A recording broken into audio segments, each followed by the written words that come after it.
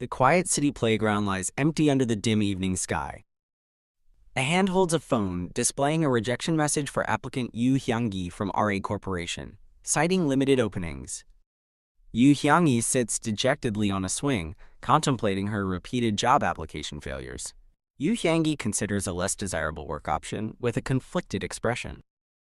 Hyangi refuses the thought of excessive work, surrounded by images of popular menu items and cute mascots. Hyangi looks up, questioning if her desires are too demanding as a book lays beside her. Hyangi gazes upwards, lost in thought after her emotional questioning. Hyangi intensely grips the swing, muttering her defiant question, "But what's so wrong with that?" Hyangi's foot lands on the ground as she reflects on her solitary journey to Seoul without parents. Hyangi pumps her legs, sending the swing soaring with energetic force.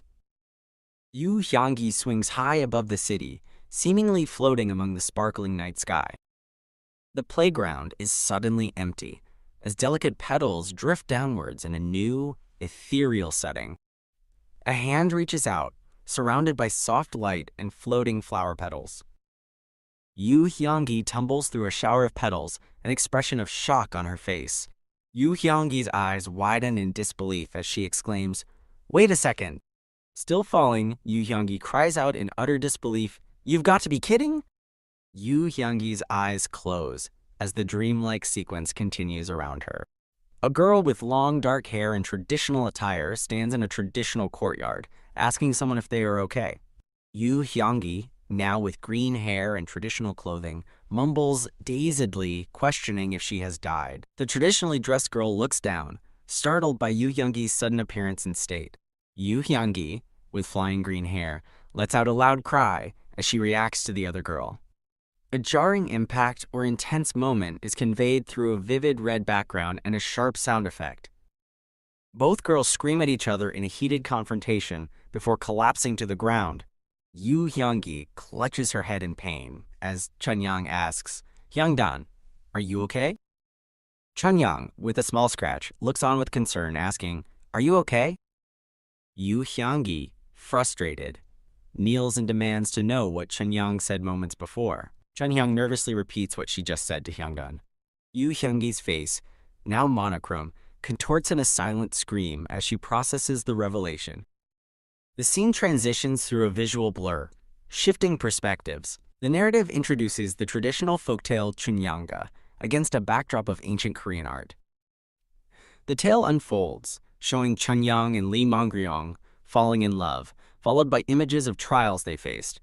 A large, ominous hand reaches for a tiny figure of a woman, signaling potential danger or a fateful intervention.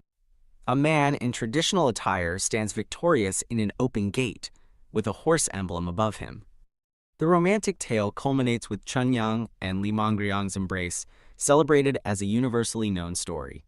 Hyangi stares wide-eyed, realizing she's become a mere extra in the familiar folktale, Chunyanga. A humble basket of potatoes sits, grounding the fantastical events in a new domestic reality. While peeling potatoes, Hyangi questions the absurdity of her transport into a folktale via a swing.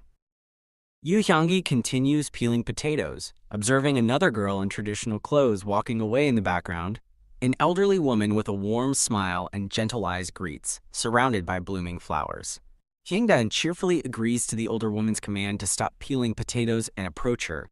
An overhead view shows a traditional village setting, where a character inquires about a task. The older woman gives Chunhyang and Hyangdan a task, instructing them to buy bean sprouts from the market. Coins jingle as the girls receive money, excitedly planning to buy bean sprouts and delicious food with Chunyang on the way. The older woman tells them to enjoy themselves, not worrying about food, to which Chunyang and Hyangdan happily agree.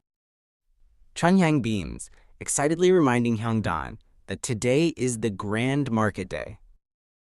Chunyang excitedly rushes Hyangdan to the grand market, mentioning traveling performers are also there, to which Hyangdan agrees. Hyangdan waves goodbye with a bright smile, announcing their departure. The vibrant market buzzes with the chattering sounds of numerous people and their activities. Chunyang smiles, holding Hyangdan's hand, mentioning that Mongryong liked something. Yangdan teases Chunyang that she would eat all the food herself, even if Mongryong was present. Chunyang, laughing, declares she would only allow Mongryong a single bite. Amidst a bustling crowd, the girls realize the performance is about to start and decide to hurry. The girls are shown in a chibi art style, first looking thoughtful, then suddenly having an idea. Chunyang excitedly urges Hyangdan to hurry, suggesting they go to the market together. Hyangi, still running, wonders if her surprising lack of fatigue is due to her new, younger body. Hyangi, observing the lively market, asks Chunyang what makes today so special. Hyangi looks around the bustling market, noting that she hasn't seen some of these merchants before. Chunyang smiles as she mentions overhearing people discuss a new magistrate. Hyangi's eyes widen in utter shock at the mention of a new magistrate. She stumbles back in distress as a tall figure in a hat looms over her. The man in the hat comments on Hyangi's boldness, while she apologizes nervously. A close-up reveals the man with long hair, red eyes, and a subtle smirk under his hat. Hyangi stares up, looking confused at the man in the hat. The man with long hair and red eyes is shown in a full portrait, an enigmatic smile on his face. Hyangi gazes around with a concerned expression as delicate petals drift downwards. Hyangi exclaims that the man is drop-dead gorgeous, clearly enamored. An older man in a hat points forward with a stern expression, demanding to know the identity of the esteemed person. The man with the red eyes stands next to Hyangi, who looks unimpressed, while the older man in a hat watches them in the distance. Hyangi looks up at the man, contemplating whether she should do something. The stern older man shouts, his face distorted in anger. Hyangi's face shows extreme distress and shock, visibly reacting to the word magistrate. Hyangi looks distraught, questioning if the new magistrate could be Bunhakto. Hyangi looks up in bewildered distress as the man in the hat stares down at her, while Chunyang calls out her name. Chunyang, smiling, enthusiastically urges Hyangdan to hurry, as petals fall around them. Hyangi realizes the dire situation, believing it's bad if the two characters meet, and worries about the story's progression. Hyangi nervously holds out her hands, trying to prevent the man in the hat from approaching. The man in the hat looks down at Hyangdan as he begins to speak, then grabs her. Wish. The man in the hat pulls Hyangdan away, as an older man shouts, "My lord!" Dash. Hyangi dashes back, looking frustrated, as an older man in traditional clothes observes her. Chunyang, concerned, asks Hyangi if something is wrong. Hyangi cries out an apology as she rushes past a surprised man and the man in the hat. Thud! The girls fall to the ground, surrounded by onlookers, and someone exclaims they were startled. The man with the red eyes, the new magistrate, wonders aloud who the maiden was. The older man in the hat informs the magistrate that the maidens were Chunyang and her maid Hyangdan. The scene transitions to a serene view of a sunrise over the mountains with distant trees. Hyangi sits up in bed, sighing that she couldn't sleep at all. Hyangi clutches her head, thinking that now knowing the magistrate is Bunhakto, even his face looks terrible. Hyangi lies in bed, lamenting that knowing the future isn't always a good thing. Hyangi decides to talk to Chunyang first, as a voice from another room loudly asserts their master's generosity. Crack. A hand clenches, and Hyangi recognizes the voice.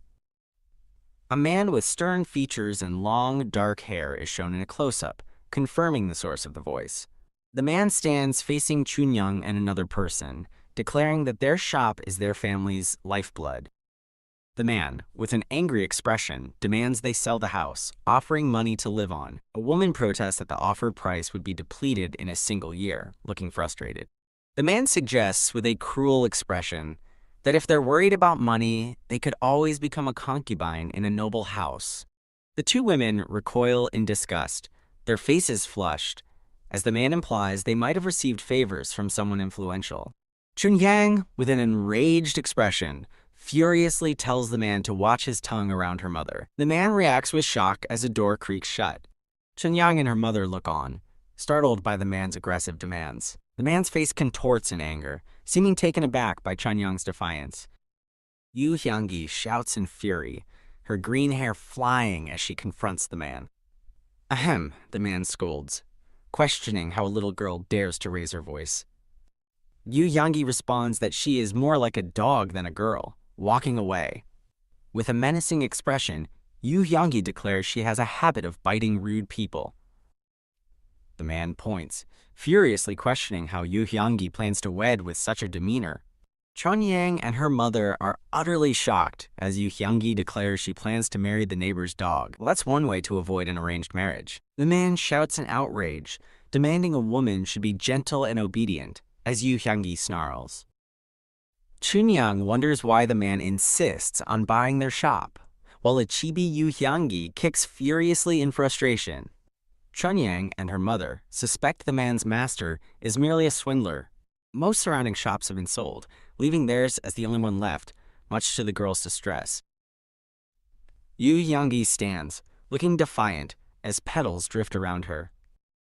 The scene transitions to a grand view of a traditional Korean city at sunset. A fist slams down, and Bunhakto angrily questions why half of those summoned never showed up. Bunhakto glares, frustrated by the lack of attendance. A man explains that everyone moved away, but Bunhakto demands to know why. Bunhakto is enraged that people fled his orders right after his appointment. Bunhakto questions if discipline has crumbled because people are fleeing his orders. The older man nervously assures Bunhakto that couldn't be the case. The older man explains that locals are only friendly to longtime community leaders they like. Titsk, Bunhakto smirks, wondering what the problem is since he hasn't done anything yet. The older man explains that local elders are displeased the magistrate is unwed despite being past his coming of age. The older man suggests marrying a respected elder's daughter to improve the magistrate's standing. Chunyang, whom the magistrate encountered earlier, is specified as the suitable person.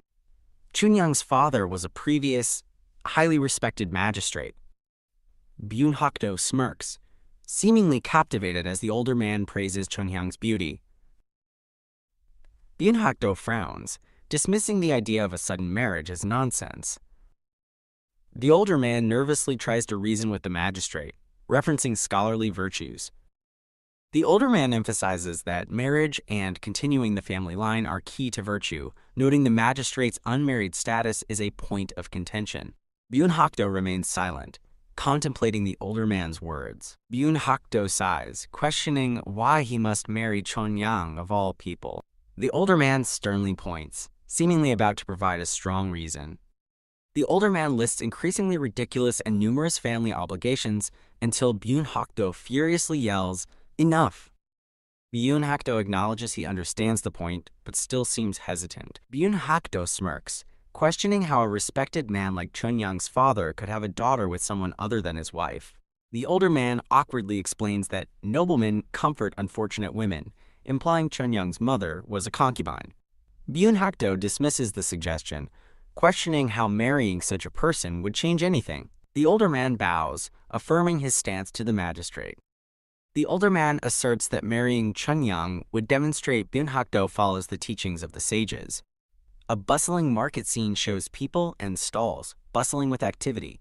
Bunhakto asks his attendants if word of his visit was sent ahead.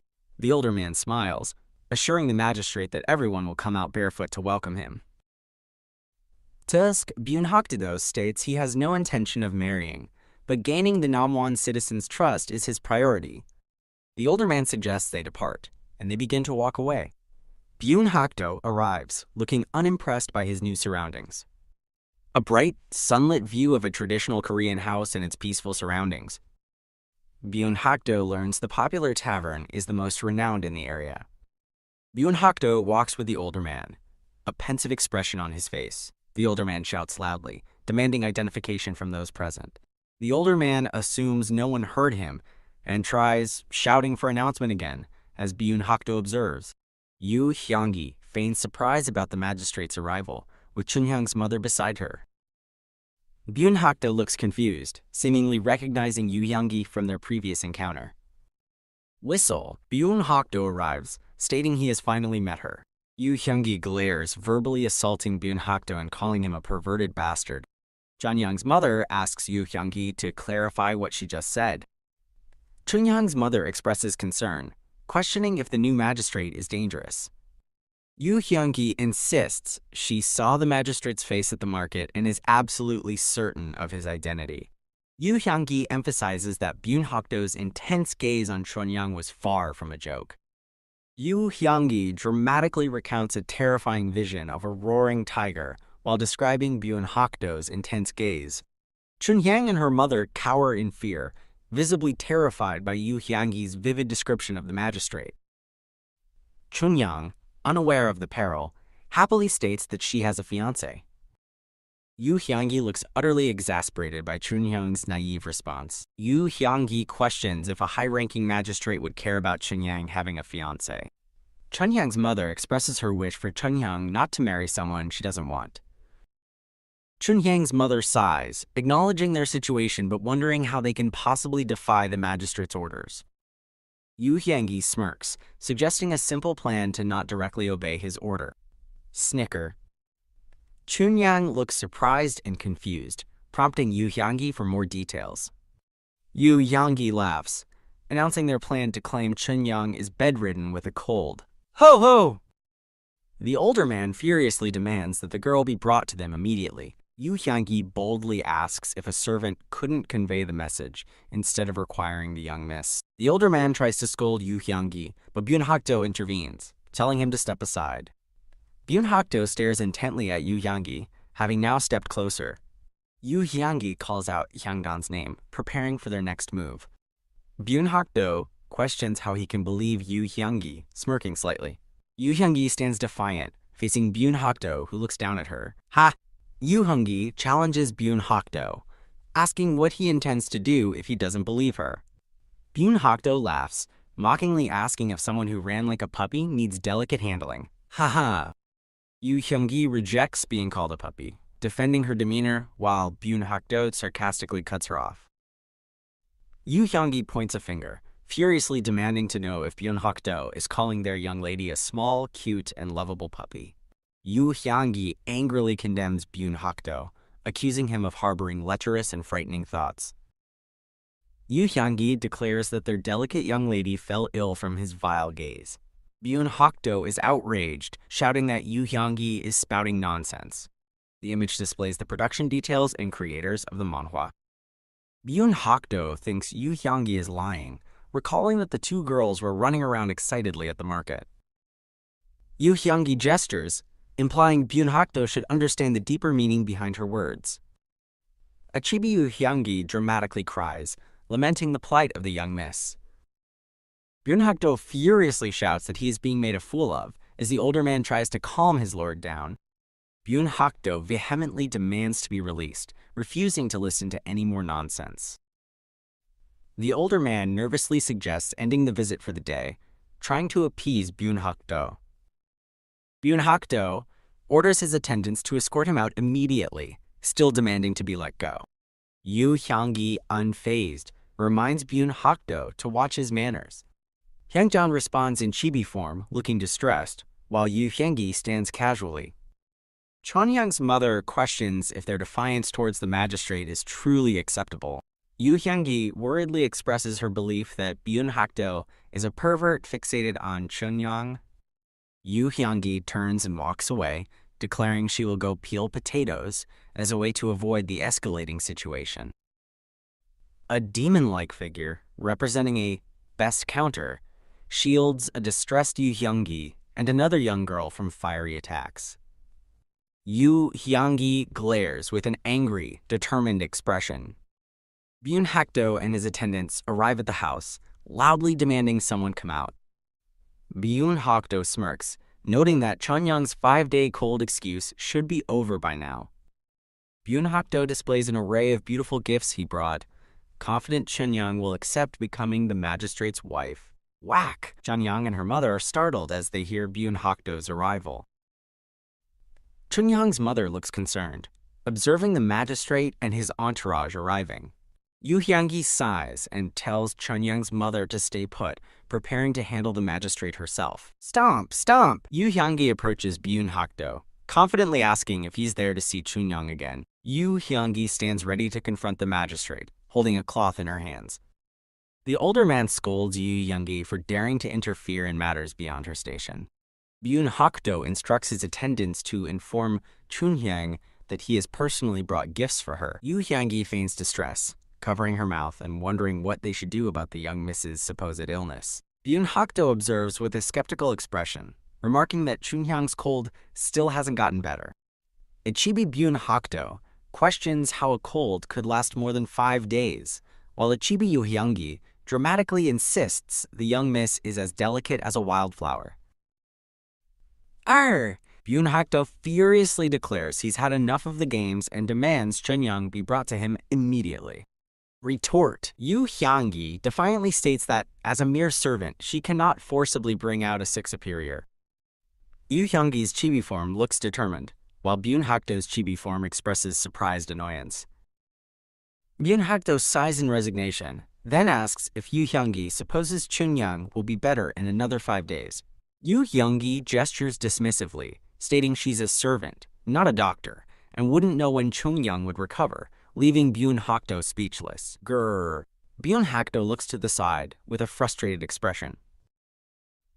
Bunhakto turns and walks away, a pensive look on his face. Bunhakto continues to walk away, appearing to be deep in thought. Bunhakto walks through a busy market with his attendants, contemplating the situation. Okay, I will read the text back to you. The scene shifts to a subtle visual of the top of Hyangi's head, indicating a moment of internal thought. Hyangi stares off with a serious, determined expression. The sky changes, reflecting a passage of time or a shift in the mood of the narrative. Hyangi stands with her arms crossed, accepting the situation with a resigned, "if you say so." Bunhakto expresses uncertainty about when Mongryong will arrive, stating he must protect Chunhyang until then. The background shimmers with abstract lines, emphasizing Bunhakto's resolve to protect Chunhyang. A stylized stained glass image depicts a man and a young girl holding hands, representing the ideal ending Bunhakto believes Chunhyang deserves. Hyangi looks determined, clenching her fist. Bunhakto confronts Hyangi, directly asking if Chunhyang is better today. Hyangi gleefully replies with a sparkling, "Nope," clearly enjoying her defiance. Whack! Bunhakto's eyes narrow in understanding. Then he forces a smile, acknowledging their challenge. Whoosh! Bunhakto turns to leave, announcing he will return in 3 days as Hyangi smirks knowingly. 3 days later, Bunhakto asks about Chunhyang's condition, to which Hyangi replies her cold still hasn't gotten better. The next day, Bunhakto once again inquires about Chunhyang, and Hyangi maintains that she is still sick. The day after that, Bunhakto asks again, and Hyangi curtly confirms Chunhyang is still sick, highlighting the ongoing charade. Hyangi stirs a pot, seemingly preparing something, perhaps a new remedy. Hyangi looks annoyed, remarking that Bunhakto has returned early in the morning again. Hyangi coyly gestures, maintaining her act that Chunhyang's cold is still persistent. Bunhakto stands with his attendants, appearing to conclude that Chunhyang's illness must indeed be severe. Bunhakto smiles chillingly, declaring that, as the magistrate, he cannot simply stand by while Chunhyang is sick. Hyangi looks surprised and steps back, asking what Bunhakto plans to do. Hyangi looks utterly disgusted, as Bunhakto cheerfully explains he asked a doctor how to treat colds and was told loach soup is quite effective. Bunhakto beams with a smug, satisfied expression. Hyangi is speechless and disgusted, as Bunhakto implies she can do this much for her beloved Chunhyang.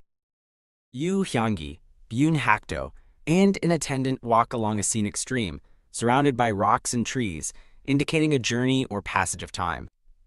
Bunhakto smiles serenely, enjoying the breeze and feeling quite pleased with himself. One of his attendants worriedly asks if this is truly okay, as Bunhakto glances back with a sharp, determined look. The attendant elaborates, noting that the valley's water must still be cold even in spring. Bunhakto smirks, dismissing the concern and stating that he was fully aware of the conditions when he came. His 2 attendants react with confused silence, not understanding his intentions. In a cute chibi form, Bunhakto declares that the arrogant fellow needs some cold water to come to his senses. An attendant nervously points out that if things go wrong, the person might catch a cold. With a sinister grin, Bunhakto reveals his true intent. That's exactly what he wants, so the person who always uses colds as an excuse can finally learn what it's like to fear catching one. A maniacal chibi Bunhakto cackles, declaring this will be a good learning opportunity while his attendants look on in horror. Bunhakto's expression becomes serious as he thinks to himself, but sitting by the stream with his attendants, he impatiently wonders why the person sent for fishing tools hasn't returned yet. Sniff. Bunhakto suddenly catches a scent and mutters, "Damn it!" He grabs his head in frustration, shouting and demanding to know why he isn't back yet.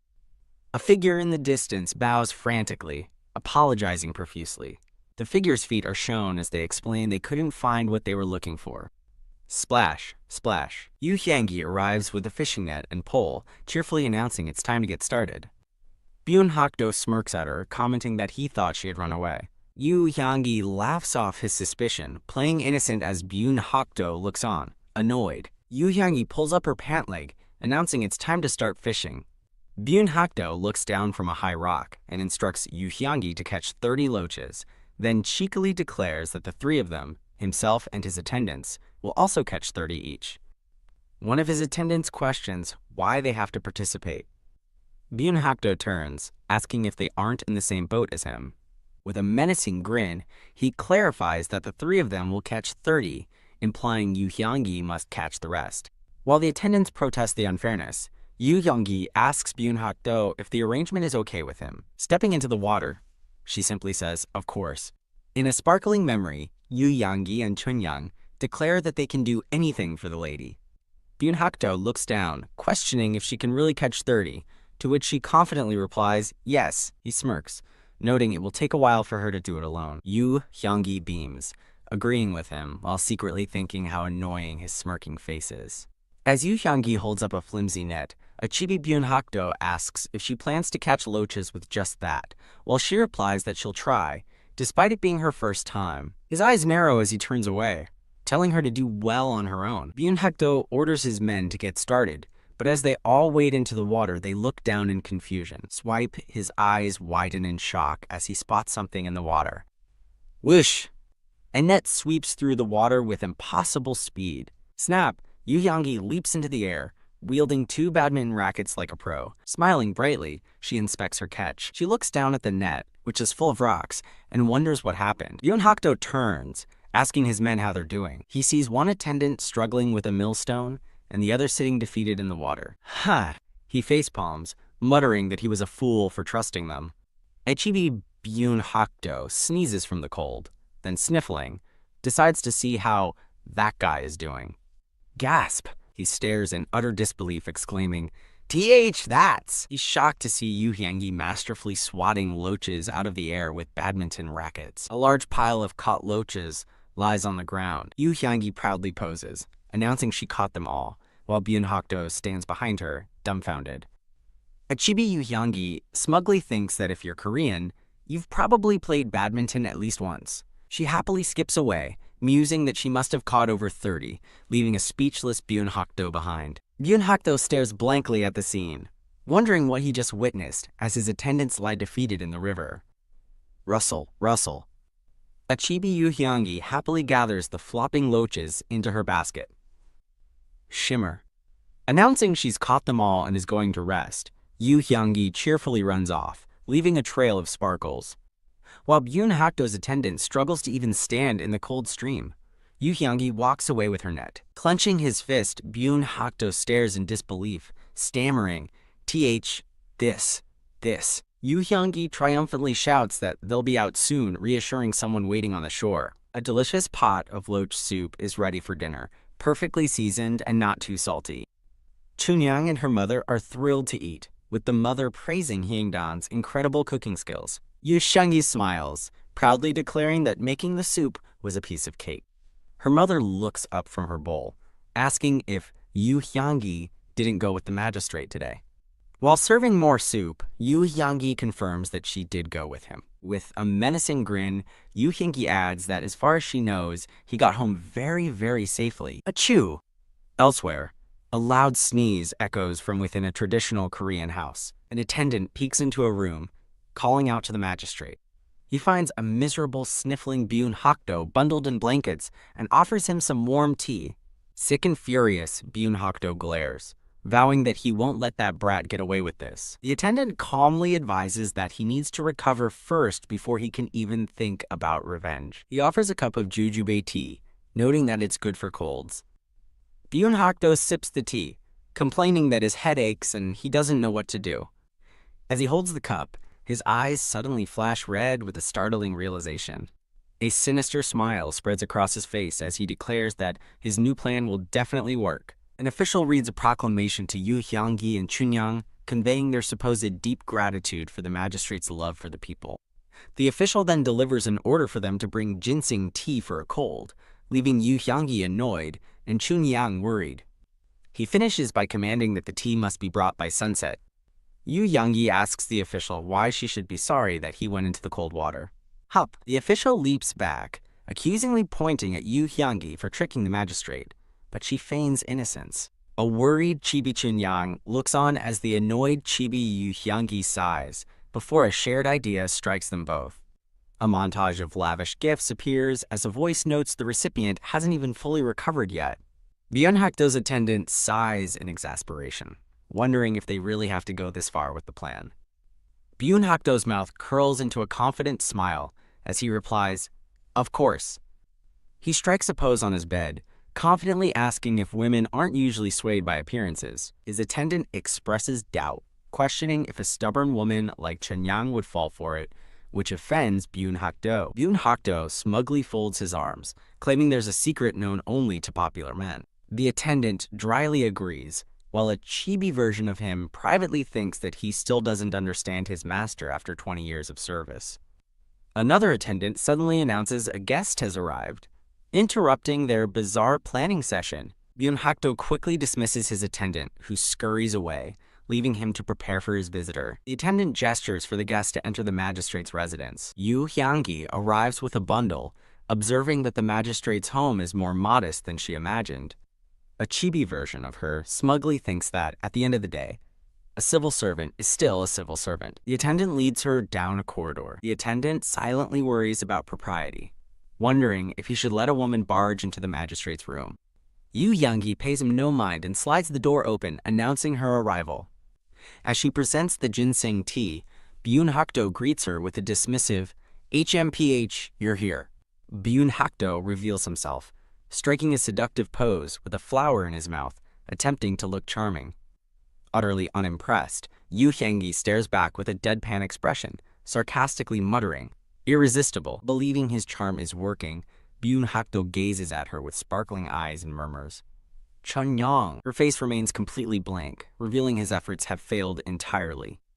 Clink. The flower drops from Bunhakto's mouth as he stares in horrified disbelief. Thrash enraged and humiliated, he throws a tantrum on his bed. Unfazed, Hyangi kneels and states that she's only here because he ordered her to bring tea. Flush, hiding under his blanket, a flustered Bunhakto clarifies that he meant Chunyang, not her. Rustle. Hyangi clutches her bundle, thinking his intentions are obvious and wondering if she should really play along with his act. She coolly states that, besides, no one told Chunyang to come either. Whoosh! Inside a private room, a frustrated Bunhakto complains that no one does their job properly. As Hyangdan announces her departure, a tiny chibi version of herself giggles mischievously behind a pot.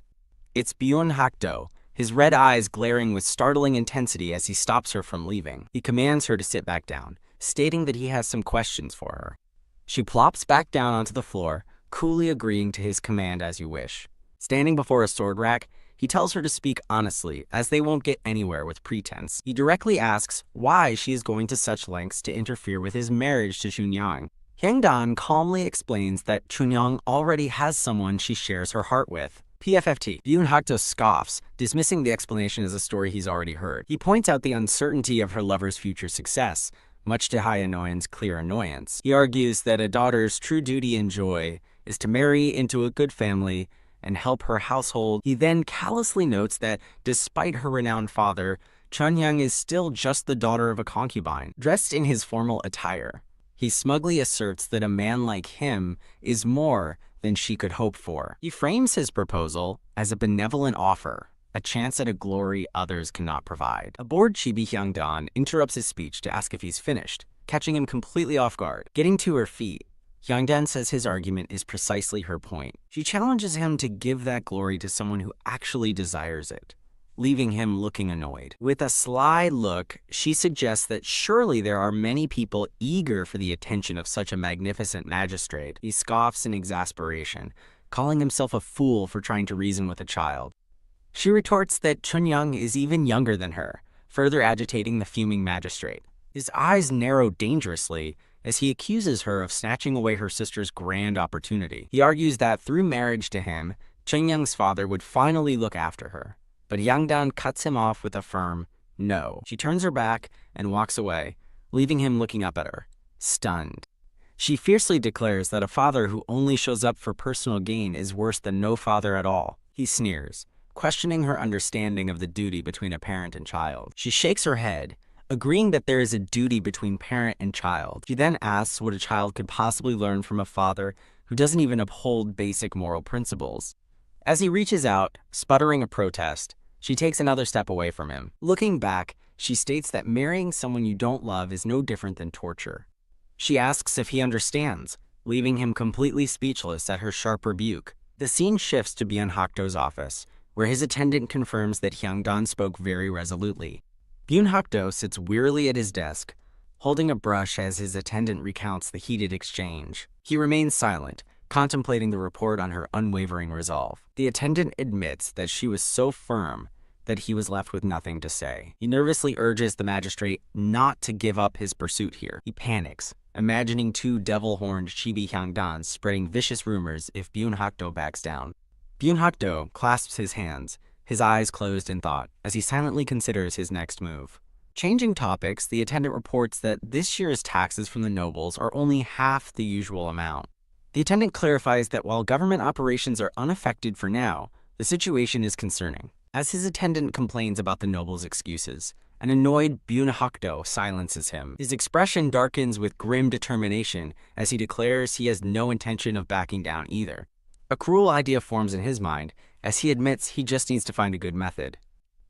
Returning to the present, Bunhakto and his entourage arrive at the tavern, announcing their entrance. TSK. The three women look up in unison, their expressions a mix of annoyance and surprise at his return.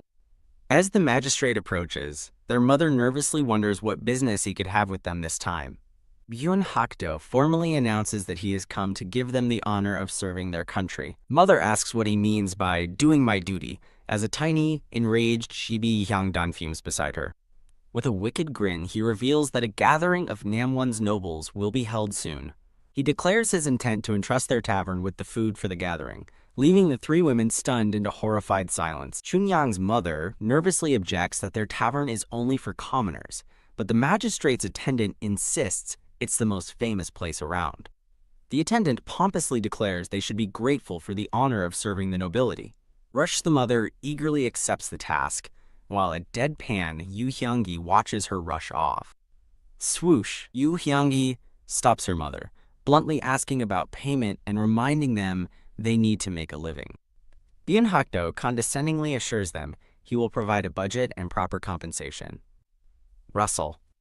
Bunhakto summons his clerk, who promptly answers the call. He calls for his clerk again, who stands ready and waiting. A red pouch, presumably containing the budget, is handed over. Pound. The women's eyes sparkle in anticipation, only for a hand to present a single measly coin. Yu Hyangi and Chunyoung stare in wide-eyed shock, completely dumbfounded by the insulting payment.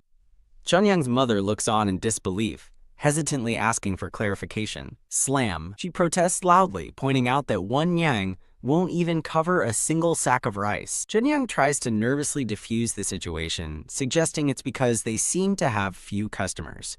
Bunhakto coldly clarifies that they will be serving 14 people. As Yu Hyangi seethes, she and the mother erupt in disbelief, questioning if it's even possible. Their outrage echoes as they continue to protest the impossibly unfair demand. A furious Chibi Yu Hyangi rages, demanding to know how she's meant to feed 14 people with one lousy nyang. With a condescending smirk, Bunhakto tells her that's a problem for her to solve. Smirk. He dangles a generous reward if she succeeds, but Yu Hyangi meets his gaze with a challenging smirk of her own. As her mother worries about serving scholars on such a meager budget, Yu Hyangi's expression turns calculating. His attendant feebly justifies the low budget, mentioning that this year's taxes were low.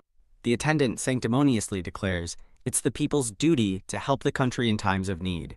He encourages them to do a good job for the promised reward, a smug Bunhakto looking on. Staring at the single coin in her palm, Yu Hyangi thoughtfully begins to state her terms. Clenching her fist, she asks what happens if they fail, earning a condescending chuckle from the magistrate. He smirks, coolly promising a punishment befitting any failure. Horrified by the threat, her mother can only ask, "What?" The mother begins to protest, but the three women slump in collective despair, defeated by the impossible terms. Gritting her teeth, Yu Hyangi declares she's had enough, as she and her family face the magistrate's group. Her composure finally shatters as she screams in pure outrage, "Isn't this too much?"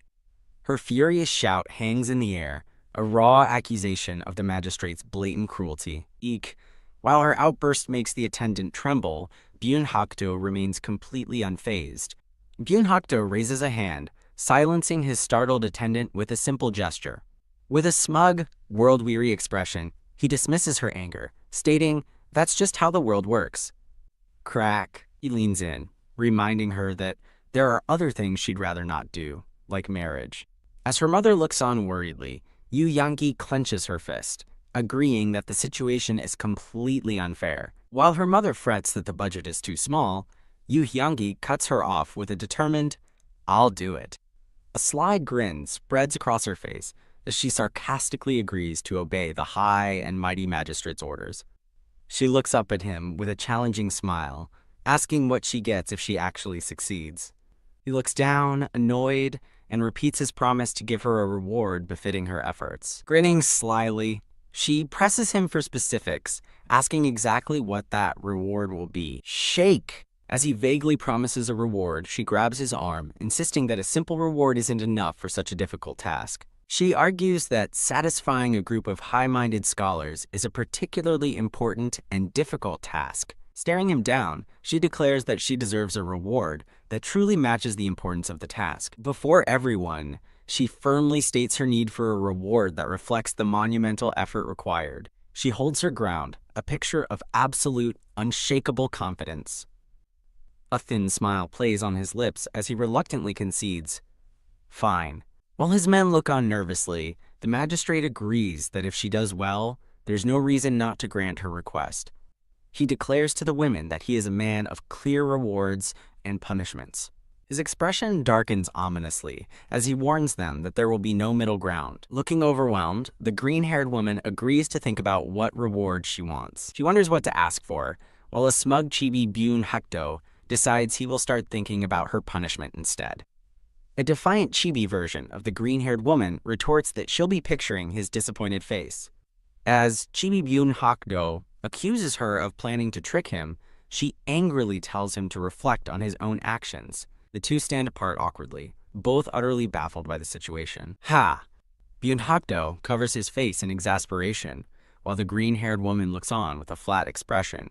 Bunhakto regains his composure, elegantly stating that he'll be waiting, while his attendant sweats nervously. With Chunyoung and her mother behind her, the green-haired woman defiantly tells him to do as he pleases. Bunhakto gives her a sharp, red-eyed glare, as his attendant hastily tells his men it's time to leave. The three women stand in silence, watching the magistrate and his entourage depart. The green-haired woman turns to the blue-haired girl, calling her Hyangdan, and she answers, "Slap, slap."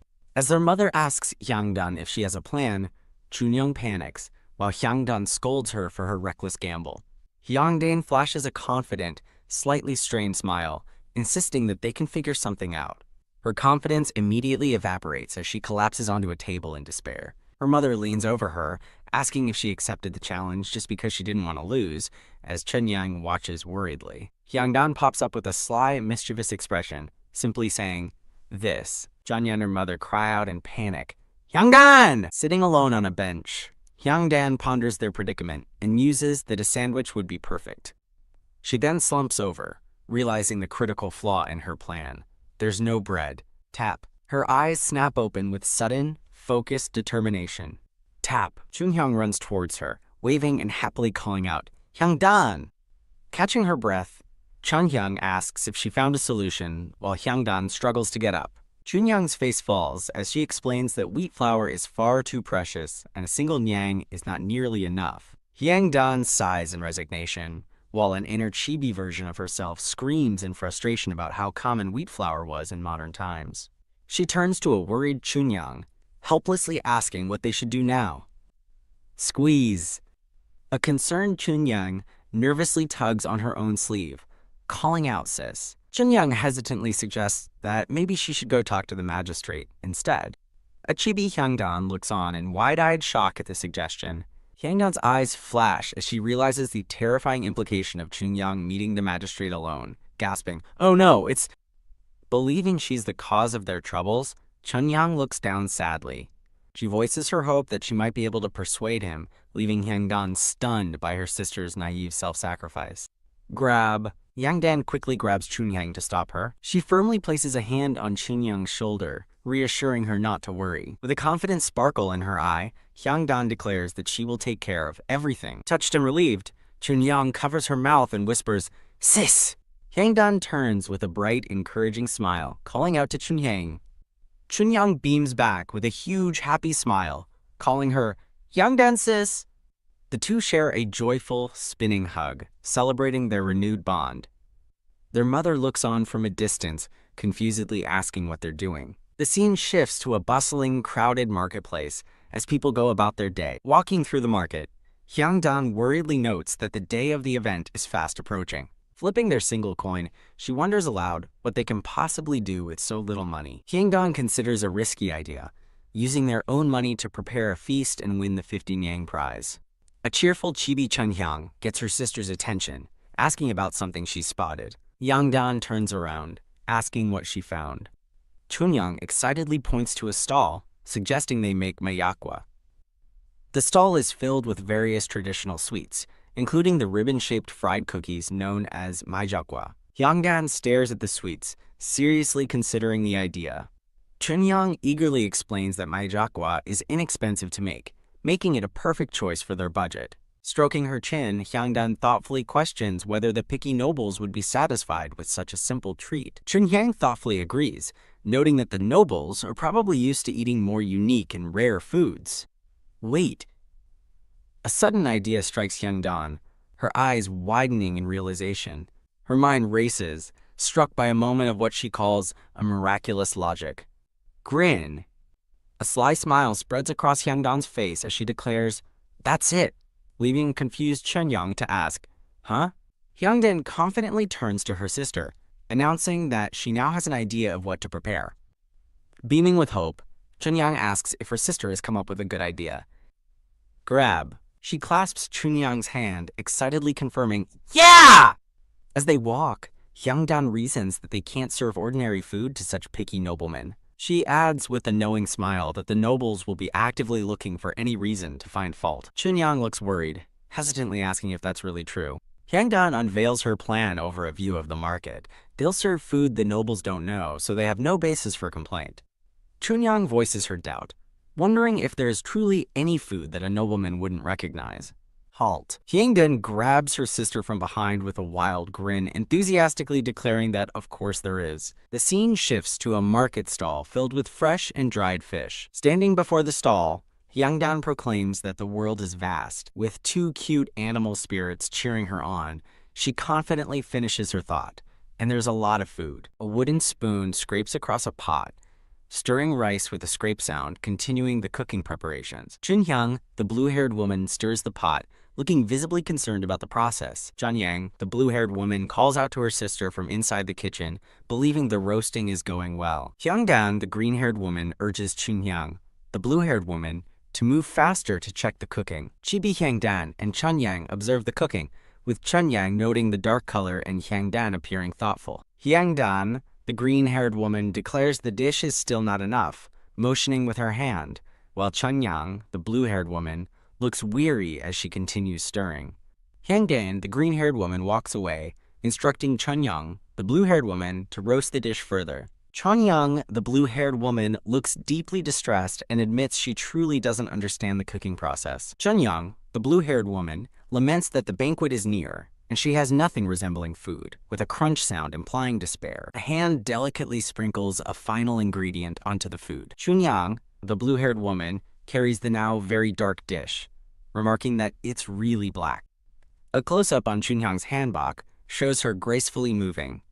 Yangdan, the green-haired woman, playfully asks Chunyang if she thinks it's ready. Chunyang, the blue-haired woman, places the tray down with jakbok and tak sounds, insisting that any more roasting will turn it into charcoal. A hand picks up a small, roasted piece from the tray with a suk sound. Hyangdan, the green-haired woman, tastes the roasted piece, her expression thoughtful. Chibi Hyangdan contemplates more roasting, while a Chibi Chunyang gasps in disbelief, questioning more. Hyangdan, the green-haired woman, laughs and admits she was just kidding, stating the dish is finally enough, much to a relieved Chunyang's surprise. Chunyang, the blue-haired woman, leans on the table, sighing in immense relief. Hyangdan, the green-haired woman, gently brushes something with a suk sound, telling Chunyang that good food requires patience. A Chibi Chunyang peeks over, accusing Hyangdan of idleness, to which Hyangdan replies, "Me?" Hyangdan, the green-haired woman, proudly reveals she was making seaweed chips, stunning Chunyang, the blue-haired woman, into wide-eyed shock. Hyangdan, the green-haired woman, smiles, affirming that seaweed chips are a great idea, as Chunyang looks at her with admiration.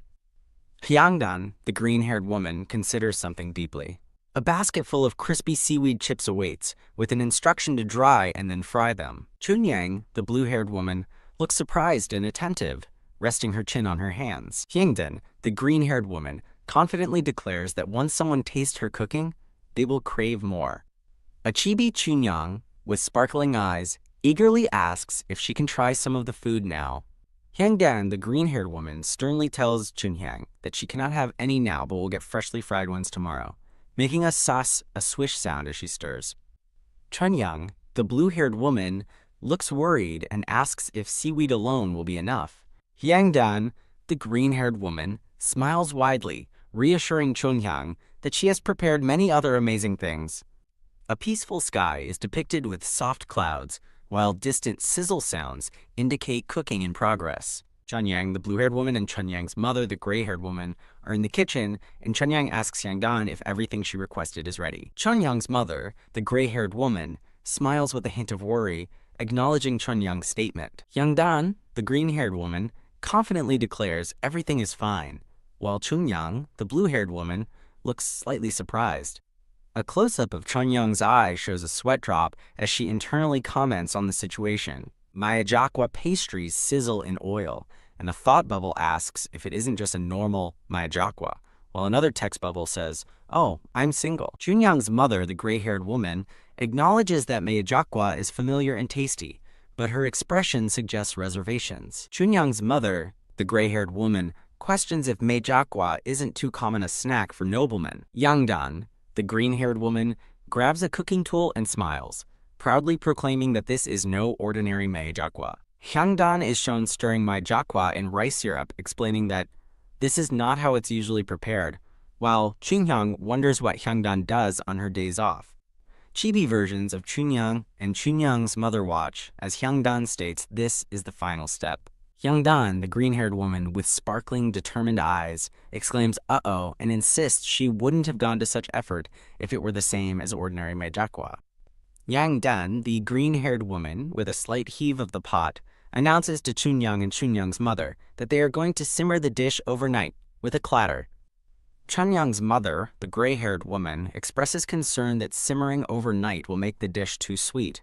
Hyangdan, the green-haired woman, cheerfully reassures Chunyang's mother not to worry, making a peace sign. Hyangdan explains they will let the fire die out naturally overnight for the simmering process. Chunyang, the blue-haired woman, realizes the plan, clapping her hands in understanding. Chunyang's mother, the gray-haired woman, agrees, understanding that the rice syrup will become more flavorful as Hyangdan looks pleased. Hyangdan, the green-haired woman, excitedly announces she has another secret.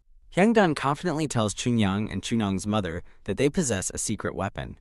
A large rock rests on stacked papers, representing the secret weapon that will silence even the magistrate. Chibi versions of Hyangdan, Chunyang's mother, and Chunyang enthusiastically agree to prepare everything by tomorrow.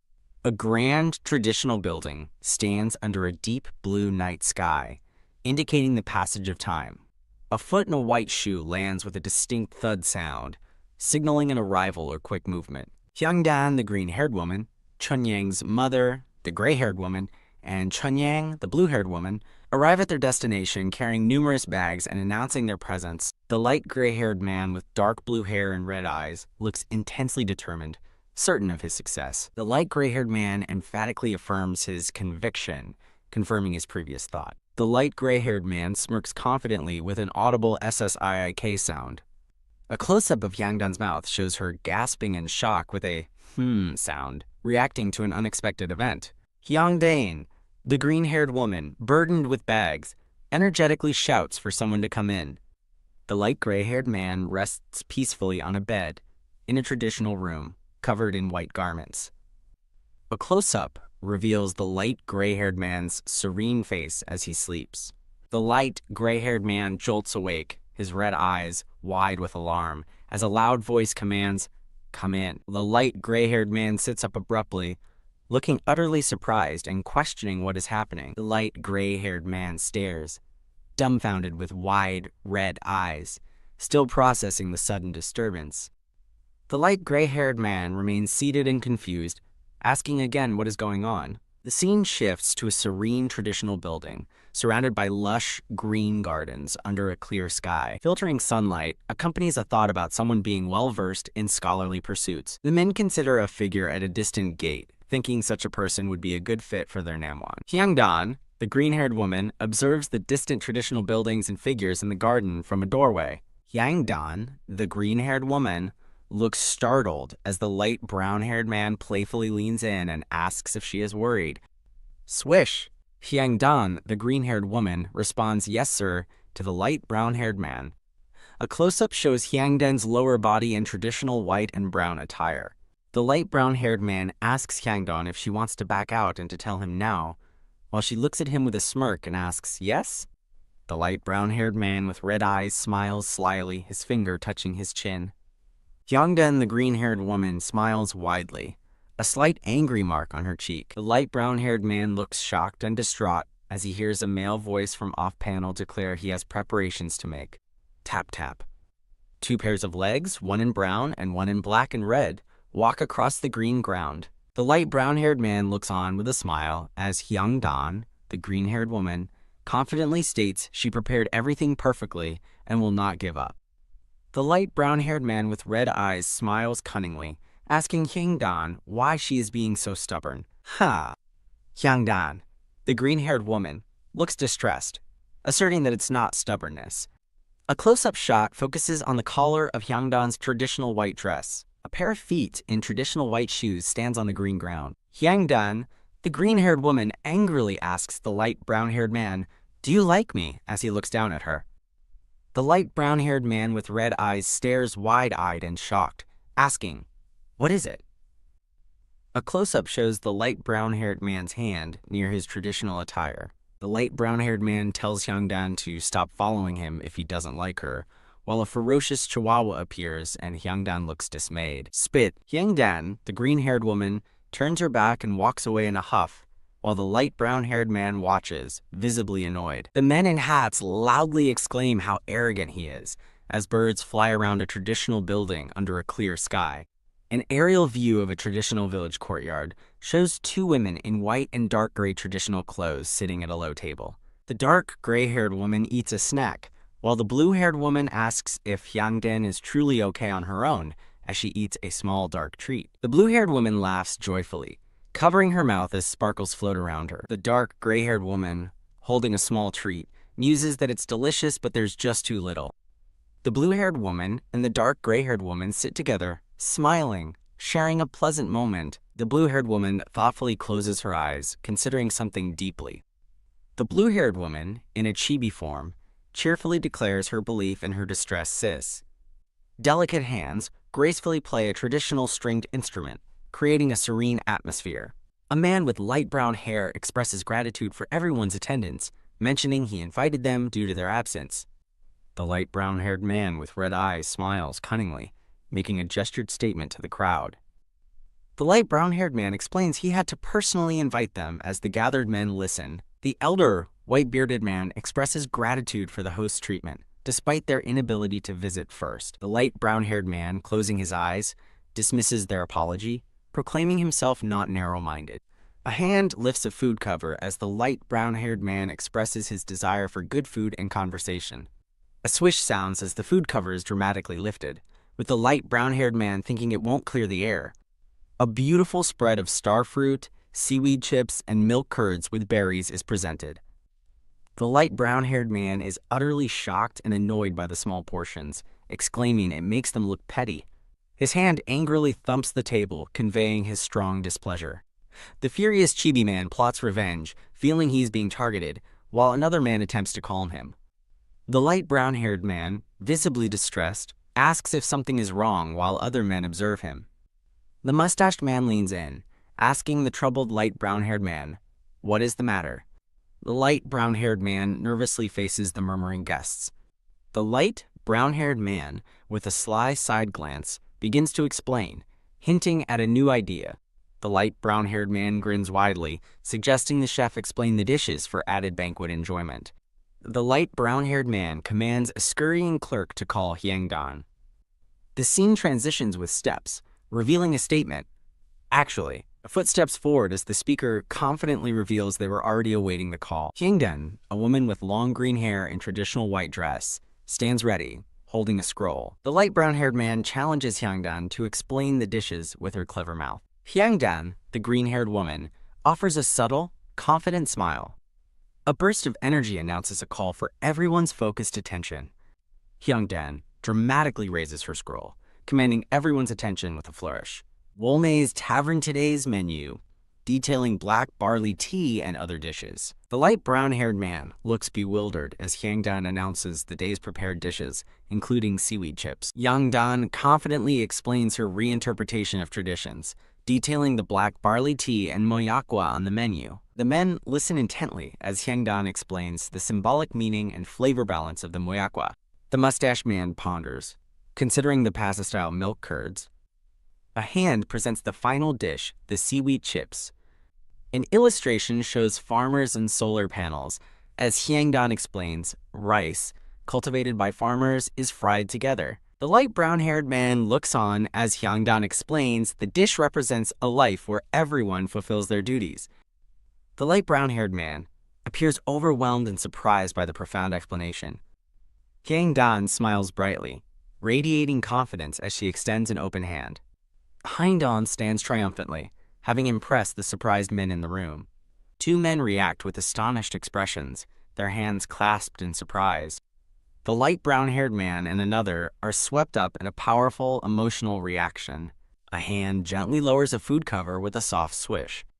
Two glistening starfruit slices float gracefully, radiating light. A spoon presents a delightful scoop of milk curds, adorned with red berries. Two glistening seaweed chips float, enticingly sparkling. A delightful spread of traditional dishes, including starfruit slices, dark sweet cakes, and milk curds with berries, sparkles with inviting warmth. The white-bearded elder looks utterly shocked, his mouth agape at the sight of the food. The white-bearded elder beams, giving a thumbs up and exclaiming that this is the best treatment he has ever received. Hyangi, the green-haired woman, confidently raises her scroll as the surrounding men praise her thoughtfulness and remark on the excellence of young people. Hyangi, the green-haired woman, smiles radiantly, her hand covering her mouth amidst sparkling light. A simplified drawing shows the light brown-haired man and another man standing in a room. One of the men in a hat gives a thumbs up, surrounded by colorful light. The light brown-haired man with red eyes looks upset, a tear in his eye, thinking, "Swindler," as a dark, wavy background envelops him. Against a scenic traditional building, a voice demands a reward. The light brown-haired man with red eyes, wearing a black hat, looks irritated, asking if getting the contract from the nobles is not enough.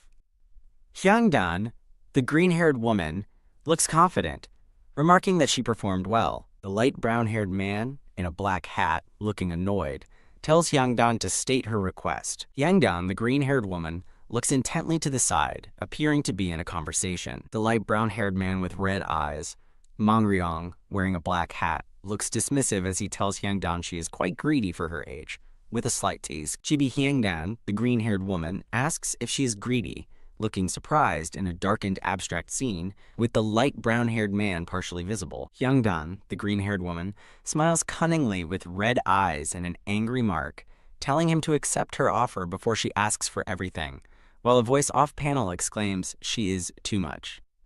The light brown-haired man with red eyes, Mangryong, walks away looking annoyed as Hyangdan, the green-haired woman, approaches him and he begins to say, "So, then," with a stride sound. Hyangdan, the green-haired woman, points an accusing finger at the light brown-haired man with red eyes, Mangryong, asking if he will take it off or accept her terms as he looks down.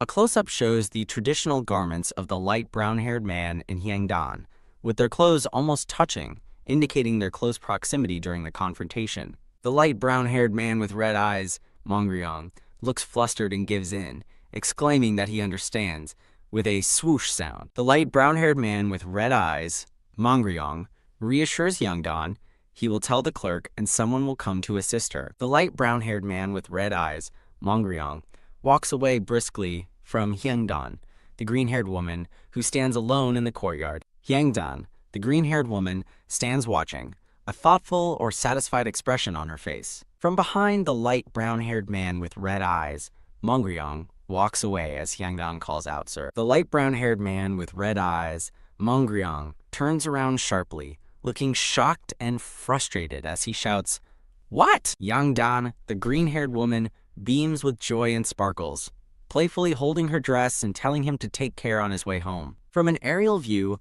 Hyangdan, the green-haired woman, walks confidently away with a whoosh sound, while the light brown-haired man is seen in the distance. The light brown-haired man with red eyes, Mangryong, looks utterly shocked and frustrated by the interaction, with a skull and crossbones indicating his displeasure. The light brown-haired man with red eyes, Mangryong, grinds his teeth in anger and frustration, uttering this with a grind sound. An aerial view of the bustling market village shows the dark gray-haired woman from previous images asking if they know what's good about having more work. Hyangdan, the green-haired woman, looks serious and asks, "What is it?" The blue-haired woman, in a cute chibi form, declares her excitement about being able to buy snacks more often at the market. Chibi Hyangdan wonders if Mangryong won't recognize her because she's changed, while chibi blue-haired woman vehemently denies the possibility. Chibi Hyangdan, smiling, humorously suggests she might have become too round. Hyangdan, the green-haired woman, points happily as the blue-haired woman eats a snack, listening to someone calling out, "Fresh herbs for sale." A close-up reveals the wide, surprised eyes of Hyangdan and the blue-haired woman. Swoosh. Hyangdan, the green-haired woman, and the blue-haired woman look forward intently. Hyangdan and the blue-haired woman approach a kneeling man in white, surrounded by bowls of herbs, with the blue-haired woman asking, "Huh?" The kneeling man in white, with black hair and freckles, looks up with a slight, hopeful smile. Close-up on the kneeling man's hands and the various bowls of fresh green herbs and dried eggplant placed before him. Hyangdan, the green-haired woman, looks completely astonished, exclaiming, "This is." A close-up shows bowls overflowing with vibrant fresh green herbs. Hyangdan, the green-haired woman, points knowingly, asking if the item is dried eggplant. The kneeling man in white smiles, complimenting Hyangdan on her knowledge of herbs. Hyangdan, the green-haired woman, smirks slyly, crediting a good teacher, as she envisions two cute cat-like chibis in traditional clothes. Hyangdan, the green-haired woman, excitedly asks the kneeling man in white where he found such perfectly in-season herbs. The man scratches his head. The kneeling man in white explains that he picked the herbs from across the river, showing a small boat on a river near a thatched house. The kneeling man in white smiles, revealing that across the river is where his home is. The kneeling man in white thinks that people in this area don't appreciate these herbs, so no one seeks them out. The kneeling man in white smiles warmly. Hyangdan, the green-haired woman, offers a subtle, confident smirk. Hyangdan joyfully exclaims they will purchase all the herbs, surprising the kneeling man and the blue-haired woman. The blue-haired woman, Chunyang, looks concerned, asking Hyangdan why she would buy herbs no one else eats, while the kneeling man in white expresses his sincere gratitude. Amidst bowls of fresh herbs, Hyangdan calls out Chunyang's name. A hand reaches out, its motion barely discernible. Chunyang and the dark gray-haired woman sit together, with the dark gray-haired woman asking if Hyangdan is still not ready. Chunyang looks distressed, wondering if she should go check on Hyangdan. Squeak! A door opens, and a voice apologizes for the wait. Chunyang and the dark gray-haired woman eagerly ask if the food is ready now, with Chunyang exclaiming yum. Hyangdan, the green-haired woman, smiles as she presents a covered dish with a soft click, announcing the day's prepared meal. A red cloth is swept away, revealing a glistening bowl of mountain vegetable bibimbap with soy sauce. Chunyang and the dark gray-haired woman admire the bibimbap, exclaiming how pretty and good-smelling it is. Hyangdan, the green-haired woman, covers her mouth bashfully as she explains her effort to bring out the vegetables' flavors. In chibi form, Hyangdan offers the bibimbap to Chunyang and the dark gray-haired woman, who eagerly begin to eat. The dark gray-haired woman laughs, finding the dish tasty, while Chibi Hyangdan smiles happily. The dark gray-haired woman continues to eat, remarking that the dish is delicious enough to be sold anywhere. Chunyang enthusiastically agrees about the deliciousness, and Hyangdan, with food on her face, happily confirms her gladness. Hyangdan, the green-haired woman, beams with satisfaction, pleased by their positive reactions to her dish. An aerial view shows several houses as Hyangdan explains that her house, the one above it, and even their distant relatives all sell kukpap. Hyangdan, the green-haired woman, looks thoughtful, pointing with one finger. Chunyang and the dark gray-haired woman listen, as the dark gray-haired woman explains that while all kukpap is similar, the flavors are slightly different. Hyangdan listens intently, as the dark gray-haired woman suggests she should still give it a try, despite the potential hard work. A close-up of the dark gray-haired woman's hair suggests she continues to speak, delivering advice. The dark gray-haired woman explains that since Hyangdan is already famous among the nobles, she needs an even bigger impact. Hyangdan and Chunyang listen to the dark gray-haired woman's strategic advice. The dark gray-haired woman smiles slyly, agreeing with her own plan. The dark gray-haired woman looks determined, clenching her fist, ready to push forward with her idea. Hyangdan and Chibi Chunyang appear excited, both declaring they are ready to pursue the plan. The kneeling man, looking astonished, asks if they are truly going to buy all his herbs.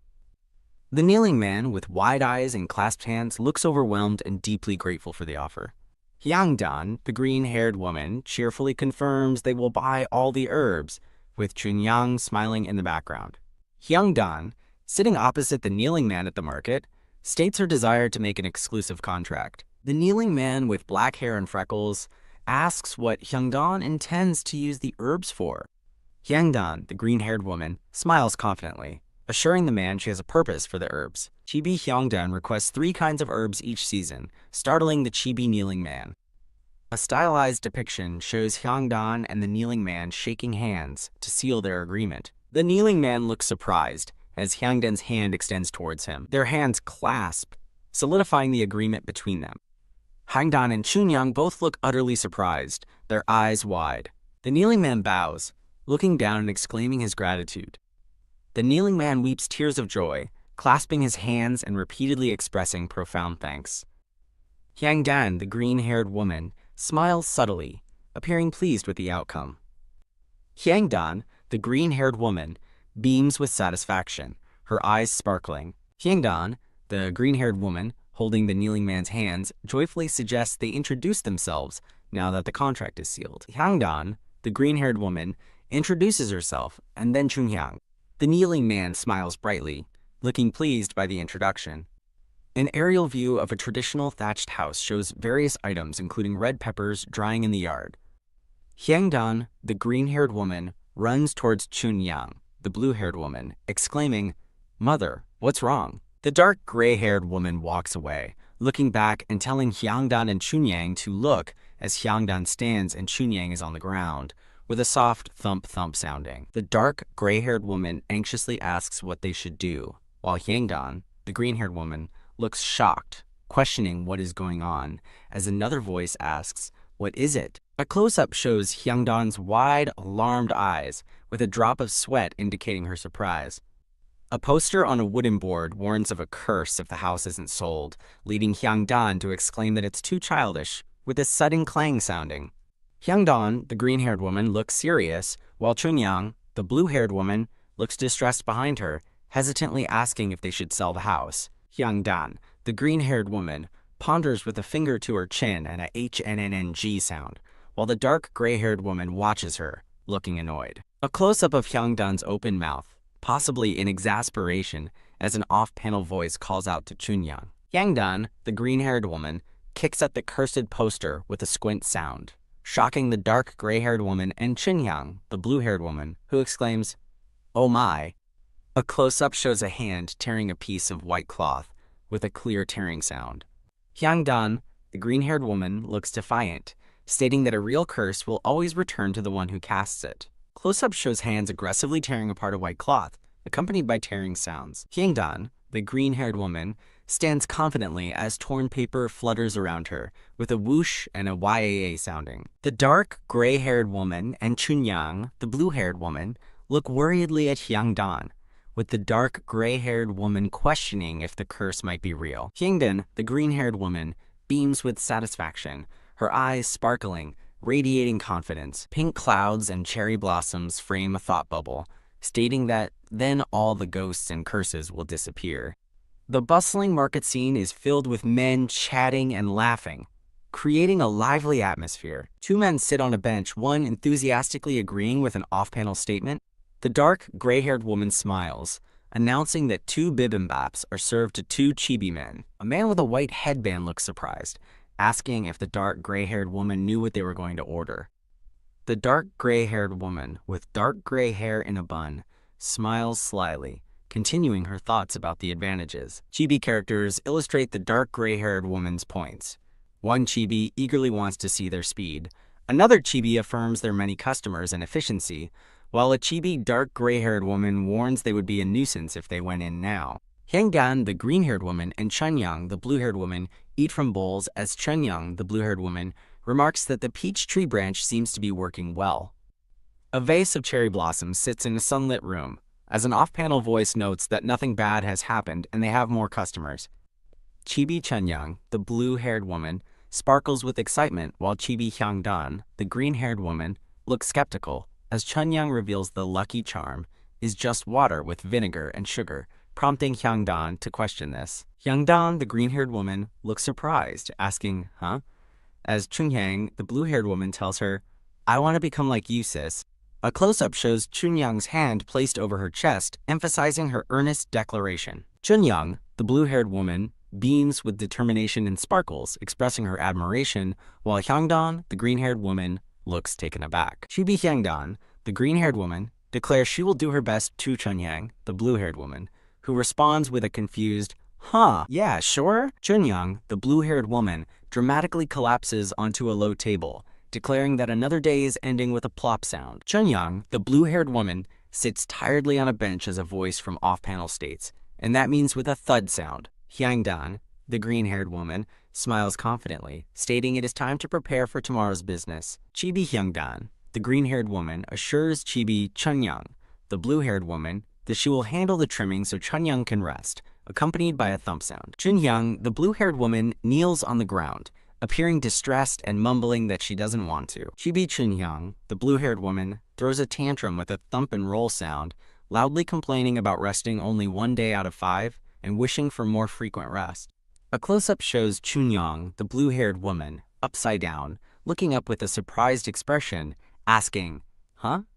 The light brown-haired man, Mongryong, appears upside down, looking down at Chunyang, the blue-haired woman, who exclaims, "Magistrate." The light brown-haired man with red eyes, Mongryong, sits near Chunyang, the blue-haired woman, who looks surprised, and he remarks that she is such a wild child. Chunyang, the blue-haired woman, sits politely, calmly informing the light brown-haired man that they are closed for today. The light brown-haired man with red eyes, Mongryong, stands with his arms crossed, looking thoughtful or displeased. The light brown-haired man, Mongryong, takes 2 deliberate steps away, his black and red traditional shoes visible. The light brown-haired man with red eyes, Mongryong, sits down with a thud next to Chunyang, the blue-haired woman, calling her situation ridiculous and asking if she didn't plan on opening for dinner. Chunyang, the blue-haired woman, winks and tells the light brown-haired man with red eyes, Mongryong, that they are out of ingredients for today.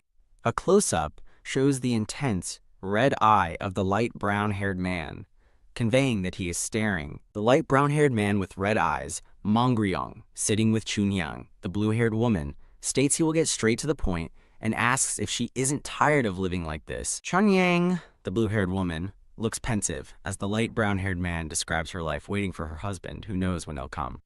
The light brown-haired man with red eyes, Mongryong, chuckles slyly, emphasizing that she has to work every day without rest.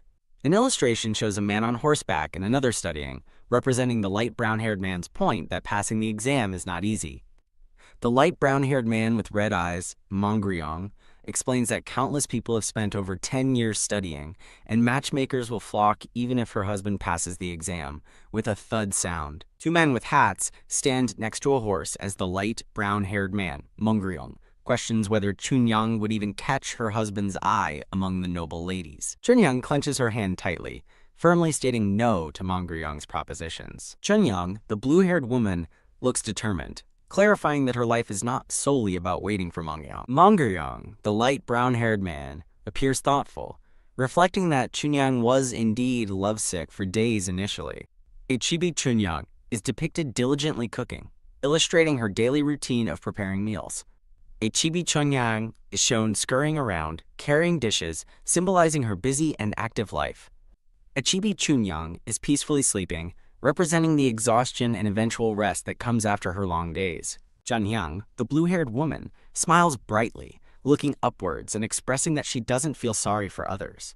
Chunyang's feet take deliberate steps, indicating her resolve as she declares she has her own life, with a quick tap sounding. Chunyang, the blue-haired woman, looks optimistically at Mongryong, stating she would be happy to marry him, despite his displeased expression. Mongryong, the light brown-haired man, and Chunyang, the blue-haired woman, stand in serious conversation. Mongryong, the light brown-haired man, turns his head away, looking annoyed and scratching at his hat. Chunyang, the blue-haired woman, covers her mouth and coughs, looking distressed. The dark gray-haired woman holds a white bag over Mongryong, the light brown-haired man, who looks up with a resigned expression.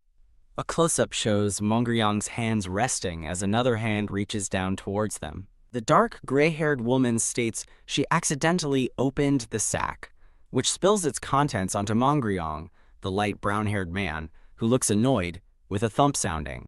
Hyangi, the green-haired woman, looks utterly shocked, holding a hand to her mouth as something falls on her, with a loud YAA sounding. Mongryong, the light brown-haired man, grins slyly, a hint of mischief in his expression. Chibi Hyangi, the green-haired woman, apologizes for tearing the sack, while Chibi Chunyang, the blue-haired woman, looks upset, telling them to stop. A single candle illuminates a dark room, as a chibi figure thinks, An off-panel voice observes that the handwriting looks like that of an educated person, amidst the darkness. Hyangi, the green-haired woman, sits looking thoughtful, touching her chin in contemplation. A panel shows a chibi drawing in a red flower as an off-panel voice, with a thump sound, comments that an educated person is acting childishly. Chibi Hyangi, the green-haired woman, sits pensive with a sweat drop, contemplating the situation. Hyangi, the green-haired woman, suddenly looks alarmed, holding her head, with a thump sound, as she wonders who this despicable person could be, with Chunyang shown sleeping in the background. Mongryong, the light brown-haired man, looks menacing with a glowing red eye and a black hat, his face partially obscured, with a soft shh sound. Hyangi, the green-haired woman, looks surprised, realizing with a gasp that in this world, there's only one villain. A hand clenches into a fist, with a whack sound, as an off-panel voice exclaims, Bunhakto, this! Hyangi, the green-haired woman, and Chunyang, the blue-haired woman, look surprised as Mongryong, the light brown-haired man in a black hat, stands gesturing, about to speak. Mongryong, the light brown-haired man, looks shocked, his red eyes wide as he points a finger, exclaiming a sudden realization. Hyangi, the green-haired woman, stands with her eyes closed, hands gesturing expressively, looking pensive outdoors. Mongryong, the light brown-haired man, turns his head in profile, his eyes closed in a dismissive expression, stating he doesn't really care. Mongryong, the light brown-haired man, stands talking to Hyangdan, the green-haired woman, who sits on the floor, asking if their frequent meetings are due to a specific reason. Hands knead dough on a wooden surface as an off-panel voice questions if they keep meeting because the other person keeps coming there. Chibi Hyangdan, the green-haired woman, happily offers sujebi, while Mongryong, the light brown-haired man, yells, his expression filled with rage. Hyangdan, the green-haired woman, sighs, holding a small cloth, suggesting that if the other person doesn't want to see her, they can simply stop visiting the lady. Mongryong, the light brown-haired man, looks dumbfounded and annoyed, questioning why he should comply and who would benefit from that action. Chibi Hyangdan, the green-haired woman, floats above Chibi Chanyang, the blue-haired woman, and HMPH, questions why someone is so narrow-minded. Mongryong, the light brown-haired man, and Hyangdan, the green-haired woman, look at a smiling Chunyang, the blue-haired woman, who sits between them, as Mongryong begins to speak. Chunyang, the blue-haired woman, smiles warmly, clapping her hands together as she offers, instead, would you like some tea? Mongryong, the light brown-haired man, and Hyangdan, the green-haired woman, both look confused, surrounded by question marks, as Mongryong asks, A traditional building's thatched roof is visible against a beautiful evening sky, illuminated by a glowing paper lantern. Liquid is poured into 3 small bowls, with a slurp sound indicating someone drinking.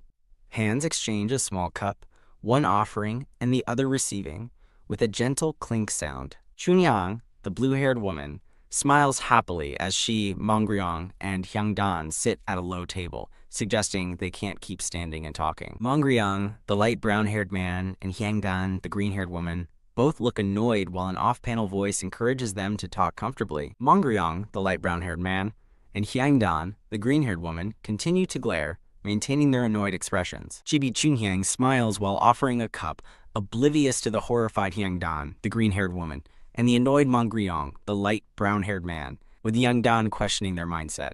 A close-up shows a hand holding a cup, as an off-panel voice politely asks someone not to bother the lady. Chibi Chunyang smiles, offering a cup, as Hyangdan, the green-haired woman, looks horrified, and Mongryong, the light brown-haired man, appears annoyed. Hyangdan, the green-haired woman, confronts Mongryong, the light brown-haired man, asking if he's the problem for always picking fights, to which Mongryong, holding a cup, replies with a surprised, "What?" A close-up emphasizes Mongryong's hand holding the cup as he questions Hyangdan. Mongryong, the light brown-haired man, looks exasperated, explaining he isn't picking a fight but that Hyangdan is interfering. A hand slams a cup down onto a surface, causing liquid to splash out with a resounding thud. The spilled cup emphasizes the impact of the previous slam, with liquid still splashing from the forceful action. Hyangdan, the green-haired woman, sits looking serious, holding a small cup. Chibi Chunyang, the blue-haired woman, happily thinks that Hyangdan is standing up for her, while Mongryong, the light brown-haired man, and Hyangdan, the green-haired woman, glare at each other. Hyangdan, the green-haired woman, maintains a serious and slightly annoyed expression while holding a small cup. Mongryong, the light brown-haired man, looking displeased, asks why he should listen to Hyangdan. Hyangdan, the green-haired woman, gestures dramatically, complaining that they have dragged out this ridiculous issue for too long, as Chibi Chunyang looks on happily. Mongryong, the light brown-haired man, is shown from behind, sitting formally, with a mysterious watery pattern on his clothes, indicating a shift in his mood. An expansive aerial view reveals a vast, traditional village nestled within a mountainous landscape. Mongryong, the light brown-haired man, stands looking serious, declaring his responsibility to govern Namwon, with the village visible in the background. Mongryong, the light brown-haired man, reiterates his responsibility to govern Namwon, maintaining a serious and determined expression. A hand reaches out to touch Chunyang's fingers, as an off-panel voice with a thud sound asks Chunyang a question. The light brown-haired man asks Chunyang, who looks distressed, if she wouldn't want her hometown to become stable as soon as possible, as someone born and raised there.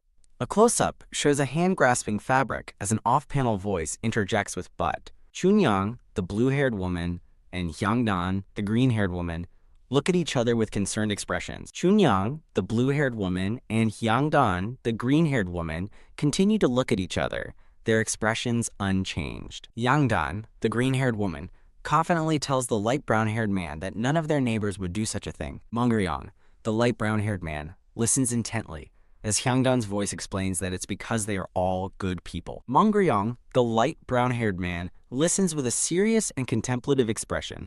A close-up shows the light brown-haired man's mouth with a thump sound, indicating a silent reaction or slight intake of breath.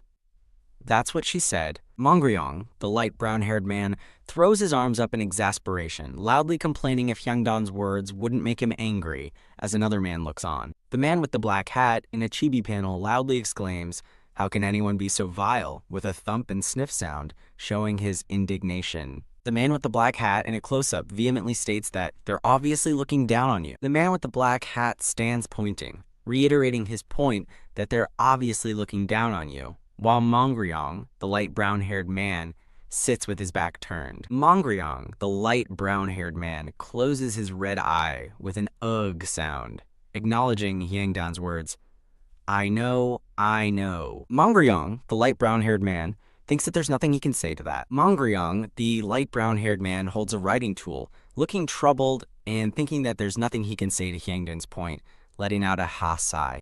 A close-up shows hands, with one hand highlighted, and a whack sound, indicating a sudden movement. This isn't something we can just brush off. Mongryong, the light brown-haired man, looks serious, with shadowy figures of people above him, wondering what they will do later. The light brown-haired man, Mongryong, looks surprised, questioning, "What do you mean, what they'll do?"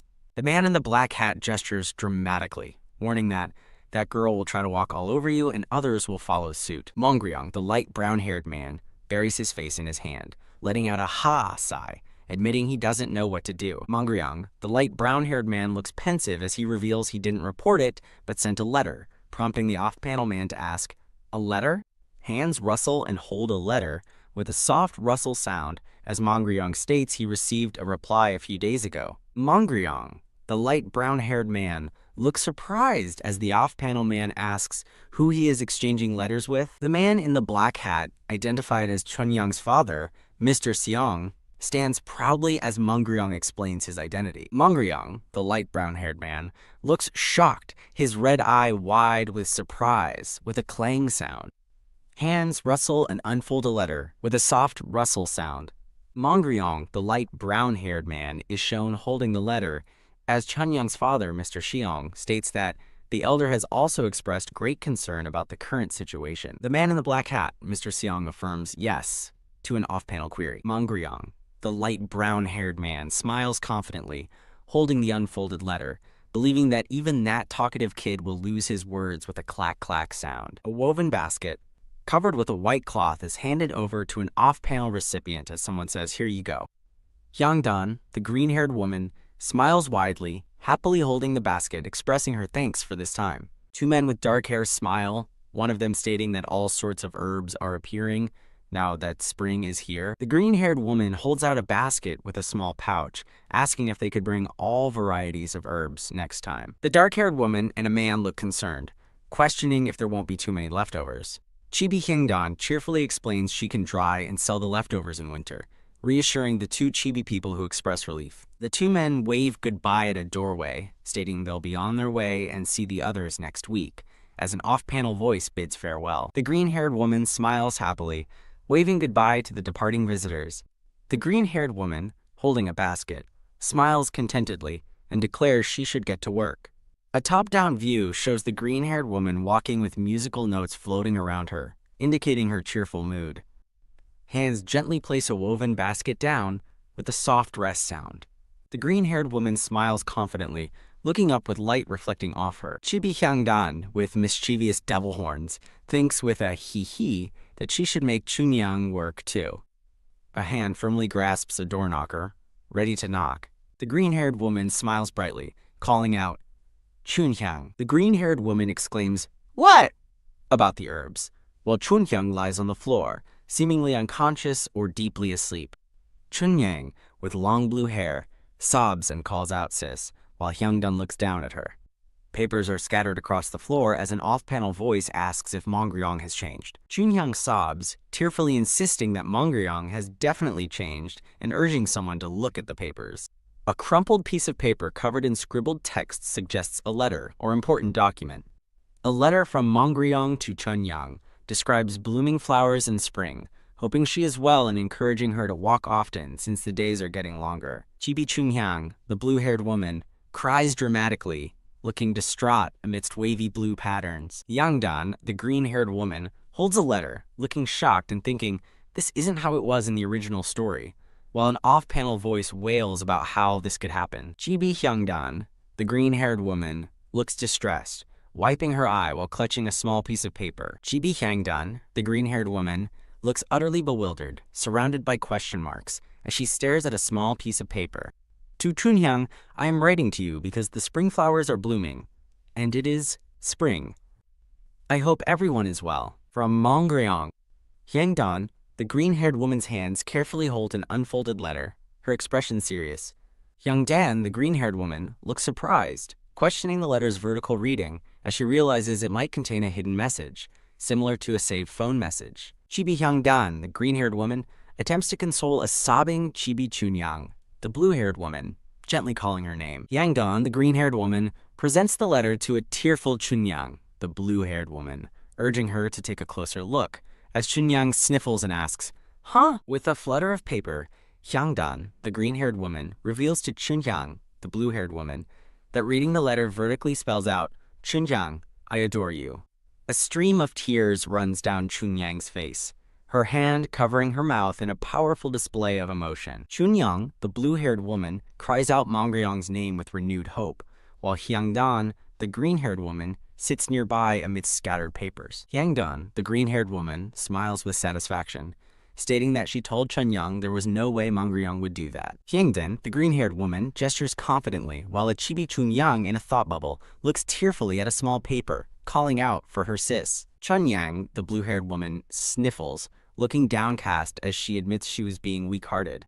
A close-up on Hyangdan, the green-haired woman, shows a sudden thought popping into her mind, referencing what the magistrate said last time. Chibi Hyangdan, the green-haired woman, shouts, Kayak! And furiously grabs Chibi Chunyang's face, telling her not to listen to that guy. Hyangdan, the green-haired woman, stands with crossed arms and a whoosh, contemplating someone who knows the world so well. Chunyang, the blue-haired woman, holds the letter, looking surprised as she considers the truth of what was said. Hyangdan, the green-haired woman, points with conviction, asserting that the individual is merely a naive scholar who only knows the world through books. Pink cherry blossoms frame a beautiful, clear sky, with a thought bubble declaring, the weather is so nice today. Hyangdan, the green-haired woman, stands with crossed arms, looking annoyed, asking what kind of trouble someone is here to cause this time, as Chunyang and another blue-haired woman look on nervously. Mongryong, the light brown-haired man in a large hat, stands with his arms crossed, looking thoughtful, while another man in a black hat stands behind him. Hyangdan, the green-haired woman, chuckles with a mischievous smile, amidst electric sparks, asking if all their visits so far haven't been personal. Mongryong, the light brown-haired man in a large hat, sighs, covering his mouth as he states he is not someone with that much free time. Hyangdan, the green-haired woman, grins widely at Mongryong, the light brown-haired man, who looks startled by her grab, amidst bright light effects. Mongryong, the light brown-haired man, looks exasperated, his eyes closed, with a small sweat drop on his temple. A hand gently touches a robe as Mongryong, the light brown-haired man, states he is not here to see Hyangdan today. Mongryong, the light brown-haired man, declares his business is with Wolmai, the dark gray-haired woman, causing both Wolmai and Chunyang, the blue-haired woman, to gasp in surprise, with Wolmai asking, May. Chunyang, the blue-haired woman, gasps and covers her mouth, wondering if it could be her father, as a Chibi Mongryong emphatically shouts, no. Mongryong, the light brown-haired man, looks exasperated, asking if they think he is joking, before sighing and resigning himself. A hand holds a folded paper against a dark background as Mongryong reveals the reason he came today. The dark-haired woman looks shocked, her eyes wide with distress, exclaiming, this is... A light, brown-haired man's hand reaches out, holding a folded paper, as the air shivers around him. The light brown-haired man in a large hat smiles slyly, questioning if the person was the previous magistrate of Namwan. The green-haired woman looks up, surprised and a little alarmed, as a large hand reaches out from the foreground. The light brown-haired man and another man in a black hat stand facing away, while the green-haired woman, the blue-haired woman, and another woman observe them. The green-haired woman looks utterly bewildered and slightly annoyed, with wide eyes and furrowed brows. A close-up reveals the light brown-haired man's intense red eye with a vertical pupil. The light brown-haired man, with a playful smile and red eyes, acknowledges, "You noticed," as flower petals swish around him. A foot takes a step as the light brown-haired man's voice asserts, "You're very smart." The green-haired woman stands defiantly, looking up at the light brown-haired man with an annoyed expression. A hand clenches into a fist with a squeeze sound as an off-panel voice asks if it isn't a good offer. The scene transitions to the traditional setting, where Hyangdan, the green-haired woman, looks up at Mongryong, the light brown-haired man in a large hat. Mongryong, the light brown-haired man, dismissively states there is no need for him to discuss anything, accompanied by a swish. A close-up on Mongryong's intense red eye shows his unyielding and assertive demeanor. Wolmei, the dark gray-haired woman, looks surprised and worried, clasping her hands together. Chunyang, the blue-haired woman, looks up at Wolmei with a worried expression, calling her mother. The dark-haired man states that if he said that, then he has no other choice, appearing resigned. Wolmei, the dark gray-haired woman, and Hyangdan, the green-haired woman, look surprised as Mongryong, the light brown-haired man, seems to be involved in a transaction with the dark-haired man. Hyangdan, the green-haired woman, reacts with a thud and a whoosh of alarm, calling out, "Ma'am." Mongryong, the light brown-haired man with red eyes, leans over Hyangdan, the green-haired woman, in a menacing manner, stating there is nothing she can do if her mother agrees. Mongryong's close-up reinforces his assertion that there is nothing she can do. Shattered glass fragments and red text reveal a breakdown, with phrases like, "Don't be like that, it's only natural. What were we expecting, and what can you have when you have different parents?" ending with a small figure and a sword. Three faceless boys stand together, as the brown-haired boy in the center speaks with a look of superiority. A young girl, with short dark hair, sits on the ground, looking up from what she was doing. The brown-haired boy points accusingly, demanding to know if she lives there. His question hangs in the air as a sign for the happy orphanage comes into view, recalling his mother's words about children without parents. In a flash of violence, a fist smashes into the brown-haired boy's face. The girl with short dark hair flees the scene, leaving the boy she just punched tumbling to the ground. Standing with fists clenched, the girl's face is shadowed in fury, her eyes glowing with menace. A sudden wave of rage and shock contorts her expression. Her fist tightens, a clear symbol of her contained anger. A woman with wavy brown hair, her face obscured by shadow, embraces the crying brown-haired boy. A brown-haired woman angrily states, "This is why I said I didn't want an orphanage here." A man's hand grips a brown-haired boy, who smirks despite the accusation of ruining a noble family's precious son. The brown-haired woman sniffles, her face contorted in distress. A tall man with brown hair embraces the crying brown-haired boy, offering comfort. A woman with long brown hair looks utterly distraught, her eyes closed in sorrow. The woman with long brown hair gently places her hand on the brown-haired boy's shoulder, who looks surprised. The woman with long brown hair leans down to the brown-haired boy, telling him to quickly apologize for what he did wrong. A close-up shows a single tear falling from the brown-haired boy's eye. An adult's hand holds the brown-haired boy's hand, leading him away from a building entrance. A close-up of the brown-haired woman's eye reveals a determined or pained expression. A woman and a small boy walk away, leaving a clear trail of footprints behind them. The scene focuses on the fading footprints on the ground, emphasizing the journey. A pair of feet stand, with a thought bubble revealing they were 10 steps behind everyone else. Documents labeled admission information and school guide are visible as an off-panel voice addresses Hyangi. A dark-haired man leans down, talking to another person seated below him. The dark-haired man states that tuition at Hankook University is very expensive. A dark-haired woman, looking downcast, hears that she's in a position where she has to repay everything. The dark-haired man with glasses smiles, gesturing, and reveals that's what the teacher thinks. A young person sits alone, hearing that while graduating from a prestigious university is great, one must know and keep their place. Hands hold a school report, displaying scores and institute information. A hand firmly presses on a shoulder with a thud, asking if the listener understands. A dark-haired woman looks distressed, her eyes wide with a swirling background, suggesting immense shock or mental turmoil. Hyangi, the dark-haired woman, looks deeply distressed, her eyes wide with a swirling background, hinting at immense emotional turmoil. Hyangi, the dark-haired woman with a ponytail, offers a faint, resigned smile, eyes closed in what appears to be acceptance. Hyangi, the dark-haired woman, stands with her head bowed, accepting the idea that it is a good course of action. An unseen speaker's voice explains that taking a leave of absence would mean taking away someone else's opportunity. The voice continues, asking if it is not right to give the opportunity to someone who can do better, as Hyangi's face remains partially obscured. A hand with a dark sleeve presses a computer mouse, a final clunk sound confirming a decisive action. Hyangi, the dark-haired woman's eye is shown in a close-up, looking down, as the clunk sound signifies the mouse click. Hyangi, the dark-haired woman's eye is again shown in a close-up, looking down as the clunk sound emphasizes the computer mouse click. Hyangi, the dark-haired woman, sits at her computer, looking at a university admissions page and thinking it was easier to simply go along with it. Hyangi, the dark-haired woman, continues to reflect, confirming it was easier to just go along with the decision while looking at the university application. Hyangi, the dark-haired woman, looks weary as she types on a keyboard with a flick sound, thinking she did not have to listen to other people's obvious advice. A cursor hovers over a red submit button on the screen, accompanied by the word hesitate, highlighting her internal conflict. Hyangi, the dark-haired woman, wears a pained expression and red marks under her eyes, indicating deep emotional struggle. Hyangi, the dark-haired woman, maintains her pained expression, emphasizing her internal anguish and weariness.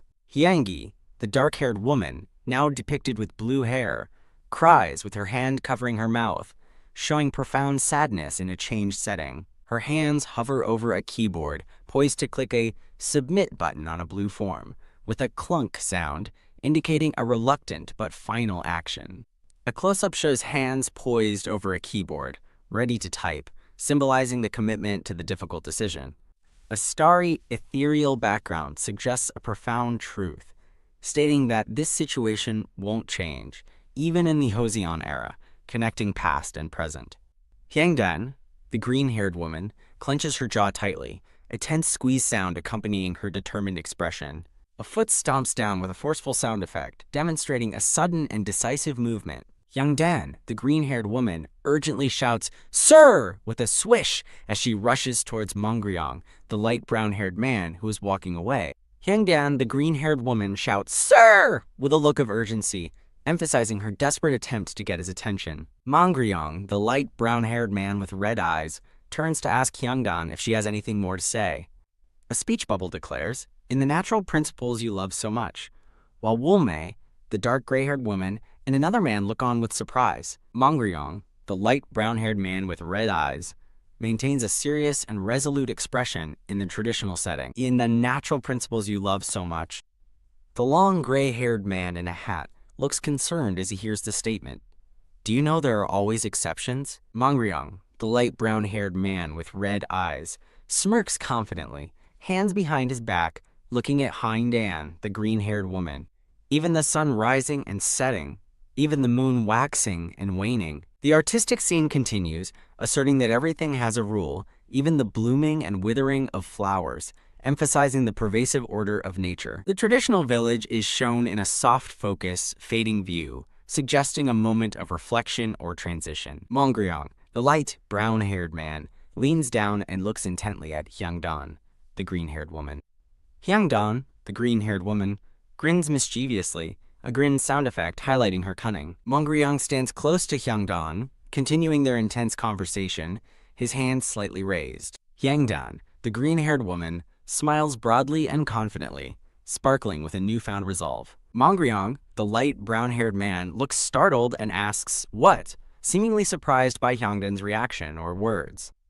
A hand points upwards with a sharp sound effect, conveying emphasis or a challenge. A speech bubble against a blue sky, reflecting on the natural principles that you spoke of, seemingly challenging Mongryong's earlier statement. Hyangdan, the green-haired woman, raises her arm defiantly in the traditional village, directly addressing Mongryong. The scene shifts to a peaceful garden, where a hand gently tends to a plant with a quiet swish. Hyangdan and a man with a white headband are seen gardening together in a field of flowers. The man asks Hyungdan why she made a bet with the magistrate as she works. He suggests explaining the situation, but Hyungdan gives a firm and simple no. Hyungdan explains that surrendering now would only make the magistrate more smug. The man with the headband worries, questioning if the risk is truly necessary. Hyungdan replies that it's a necessary task that someone has to undertake. She looks up, her expression resolute as her hair blows in the breeze. The man watches her, taking in her determination. Hyungdan turns to him with a confident and reassuring smile. Moved by her words about helping each other in troubled times, the man is brought to a single tear. He stands up abruptly, enthusiastically offering his help, much to Hyungdan's surprise. He insists it's better to work together, and Chibi Hyungdan reluctantly admits he has a point. Hyungdan looks up at him, revealing she knows a very wise person who might be able to help. With sparkling eyes, she expresses her faith that this all-knowing person can solve their problem. She excitedly turns to the man, ready to seek out this wise individual. The man smiles warmly, telling her she already knows this person. A woman with dark hair tied in a bun appears, looking slightly flustered by the attention. Chibi versions of Hyungdan and the man gaze at the dark-haired woman with hopeful starry eyes, declaring she knows everything. The wise woman humbly dismisses her knowledge as mere trifles before her arm is suddenly grabbed. Hyungdan clasps the woman's hand, her face a mask of desperate appeal. As the wise woman and the man look on in surprise, Hyungdan's desperate plea is palpable. The two look down with concern at the hands clasped between them. Hyungdan passionately begs the wise woman to share anything she might know, no matter how uncertain. The wise woman closes her eyes and smiles, taking Hyungdan's hands into her own with a calming presence. She begins to tell a story of a small cave hidden deep within the mountains. The tale continues, describing a divine herb, and introduces the story of a brother and sister. In a painted flashback, the two siblings are shown running from a ferocious tiger. They flee into a dark cave, only to find themselves trapped with no way out. Cornered and desperate, the children pray for help, and a hole miraculously opens in the cave's ceiling. Their mother, now a divine being, reaches down from the heavens to lift her children to safety. Returning to the present, the wise woman gently frames Hyungdan's stunned face with her hands. She forms her hands into a heart, explaining the story is about a bond, like that of a close brother and sister. Hyungdan smiles brightly, remarking on how fascinating the story is. The scene transitions, focusing on a hand holding a calligraphy brush above a scroll. In the evening, the magistrate sits at his desk, diligently writing. His brush moves gracefully across the paper, filling the scroll with characters. The magistrate's long-haired attendant enters the room and respectfully addresses him as Sir. The attendant announces Hyungdan's arrival, causing the magistrate to look up with a jolt of shock. The magistrate's eyes are wide with disbelief as he questions the news. An unseen observer wonders why someone has arrived so early, questioning their purpose at this hour. The blue-haired woman explains that someone wants to take the light, gray-haired man somewhere, leaving him looking confused. The blue-haired woman reacts with a shocked, "What?" as she conveys the request that the road is rough and the light gray-haired man should change into civilian clothes. An unseen light gray-haired man clenches his fist, expressing outrage at the insolent request. The light, gray-haired man fiercely threatens death by his hand, while an off-panel voice casually remarks that he'll change clothes anyway. Hyungdan, the green-haired woman, stands with her arms crossed, gazing at the traditional village courtyard with a pensive expression. Large footsteps forward, accompanied by a step sound, as an unseen speaker playfully addresses the departing Hyungdan, the green-haired woman, as our busy servant. The light, gray-haired man, in his traditional blue attire, questions why someone has come so early in the morning. A large foot steps forward as the off-panel voice again playfully addresses Hyungdan, the green-haired woman, as our busy servant. The light gray-haired man, in his traditional blue attire, repeats his question about the early morning visit. The light gray-haired man with red eyes looks serious, wondering if the visitor has come to apologize. With a sigh, Hyungdan, the green-haired woman, declares that she has come to prove what she asserted previously. The light gray-haired man recalls their previous discussion about going against the natural order with a noisy sound, as Hyungdan, the green-haired woman, reiterates her intention to prove her earlier statement. The light gray-haired man questions if she is referring to their previous conversation about defying the natural order, accompanied by a noisy sound. Hyungdan, the green-haired woman, triumphantly announces she found what she was looking for, while the light gray-haired man smirks, curious about the nonsense she plans to present. The light gray-haired man with red eyes smirks, clearly intrigued and skeptical about what the green-haired woman will reveal. With a slight grimace, Hyungdan, the green-haired woman, watches as the light gray-haired man, with a boom, declares, "Then let's go," and walks away. The light gray-haired man with red eyes, looking dismissive, tells her to do as she pleases. The light gray-haired man walks alone through a vibrant field of pink blooming flowers under an aerial view. The light gray-haired man and Hyungdan, the green-haired woman, continue their journey together through the beautiful pink flower field. The light gray-haired man with red eyes smiles, observing the blooming pink flowers and remarking that it truly is spring.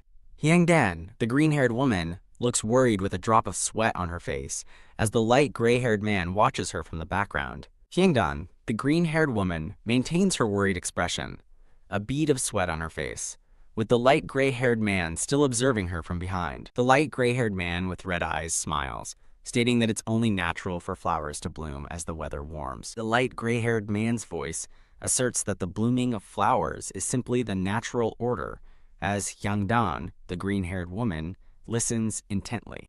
Hyungdan, the green-haired woman, challenges his statement by pointing out that some flowers bloom even in winter. Hyungdan, the green-haired woman, continues walking amidst the pink flowers, reiterating her counter-argument about flowers that bloom in winter. As they walk through the field, Hyungdan, the green-haired woman, further argues that some flowers bloom later than others. The light gray-haired man with red eyes challenges Hyungdan, the green-haired woman, by stating that ultimately all flowers must bloom at some point. Hyungdan explains that her point is that one shouldn't try to force nature. Hyungdan, the green-haired woman, and the light gray-haired man stand facing each other in the blossoming flower field, their gazes locked. Hyungdan, the green-haired woman, and the light gray-haired man exchange an intense gaze, each reflecting on their discussion. A mysterious cave entrance appears in a rocky landscape, framed by falling pink petals, hinting at a new destination. They arrive at a cave entrance, and the green-haired woman indicates they are here. The light gray-haired man with red eyes questions if something like this was here as well. The green-haired woman questions if the light gray-haired man was unaware of such things because he was confined to his government office. With a sudden tap, the light gray-haired man places his hand on the green-haired woman's arm, stopping her. The light gray-haired man warns that it would be dangerous to enter without a light source. With a whoosh of alarm, the green-haired woman quickly refutes his assumption, exclaiming no. The green-haired woman clarifies her statement, saying it is easier to see when it's dark. The green-haired woman and the light gray-haired man stand hand in hand, looking at each other amidst a vibrant, blooming landscape. The light gray-haired man and the green-haired woman exchange intense gazes in a split panel. The green-haired woman, with a thump, questions if it is appropriate to hold a woman's hand like that. The light gray-haired man, looking exasperated, suggests the green-haired woman should reflect on her own actions first. The light gray-haired man angrily accuses the green-haired woman of acting foolish and disrespecting people, while she casually dismisses his words with a sniff. A hand reaches out as the green-haired woman asks if he is even listening, to which the light gray-haired man simply affirms. Hyungdan, the green-haired woman, extends her hand, admitting she did everything wrong and asking someone to hurry and come to her. A white-clad foot takes a step on a rough, earthy surface.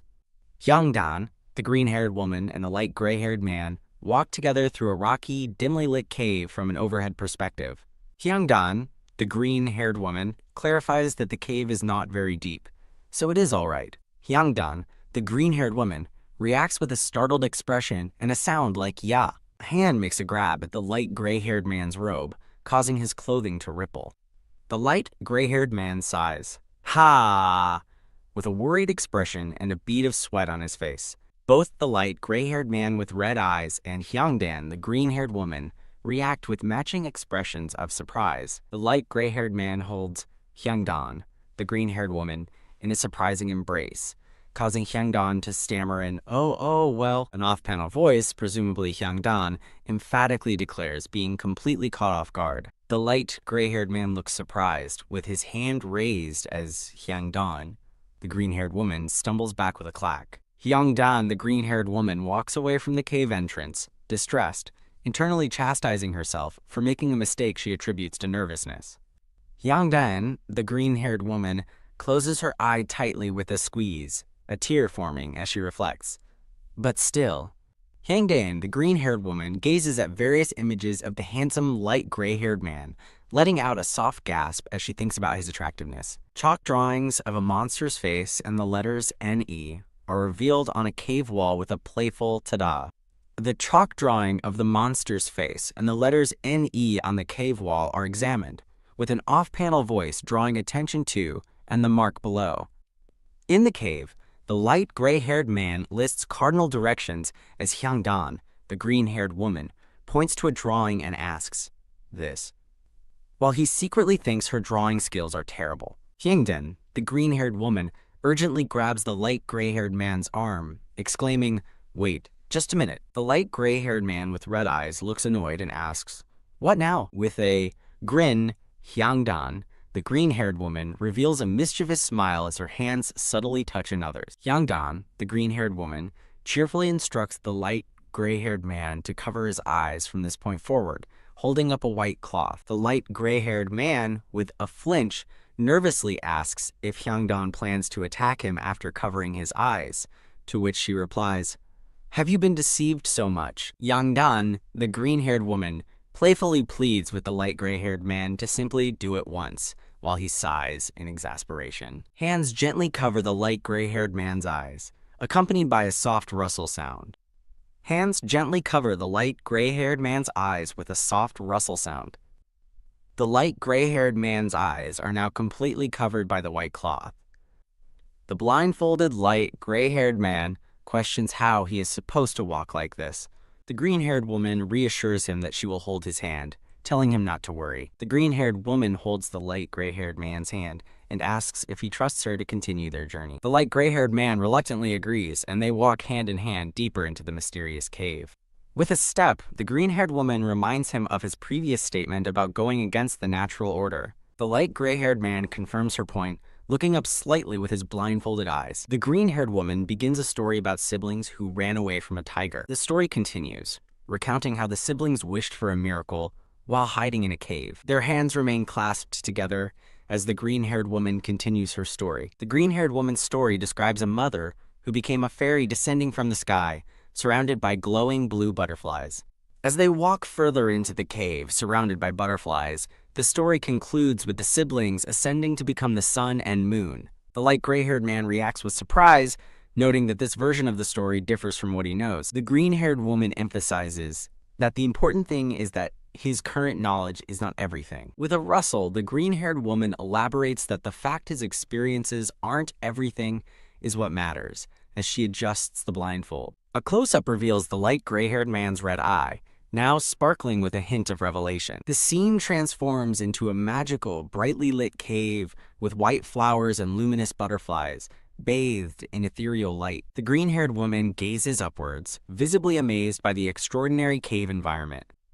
The light gray-haired man, with his blindfold partially askew, lets out a soft gasp in wonder. The light gray-haired man with red eyes looks up, jaw slightly dropped in utter astonishment. His red eye is wide, filled with disbelief and wonder at the sight before him. A crescent moon-shaped light illuminates the cave, and the green-haired woman declares this is where the moon rises, even during the daytime. The green-haired woman gestures, challenging him by asking if this is not what he truly desired. The light gray-haired man maintains a skeptical smirk as the green-haired woman watches his reaction.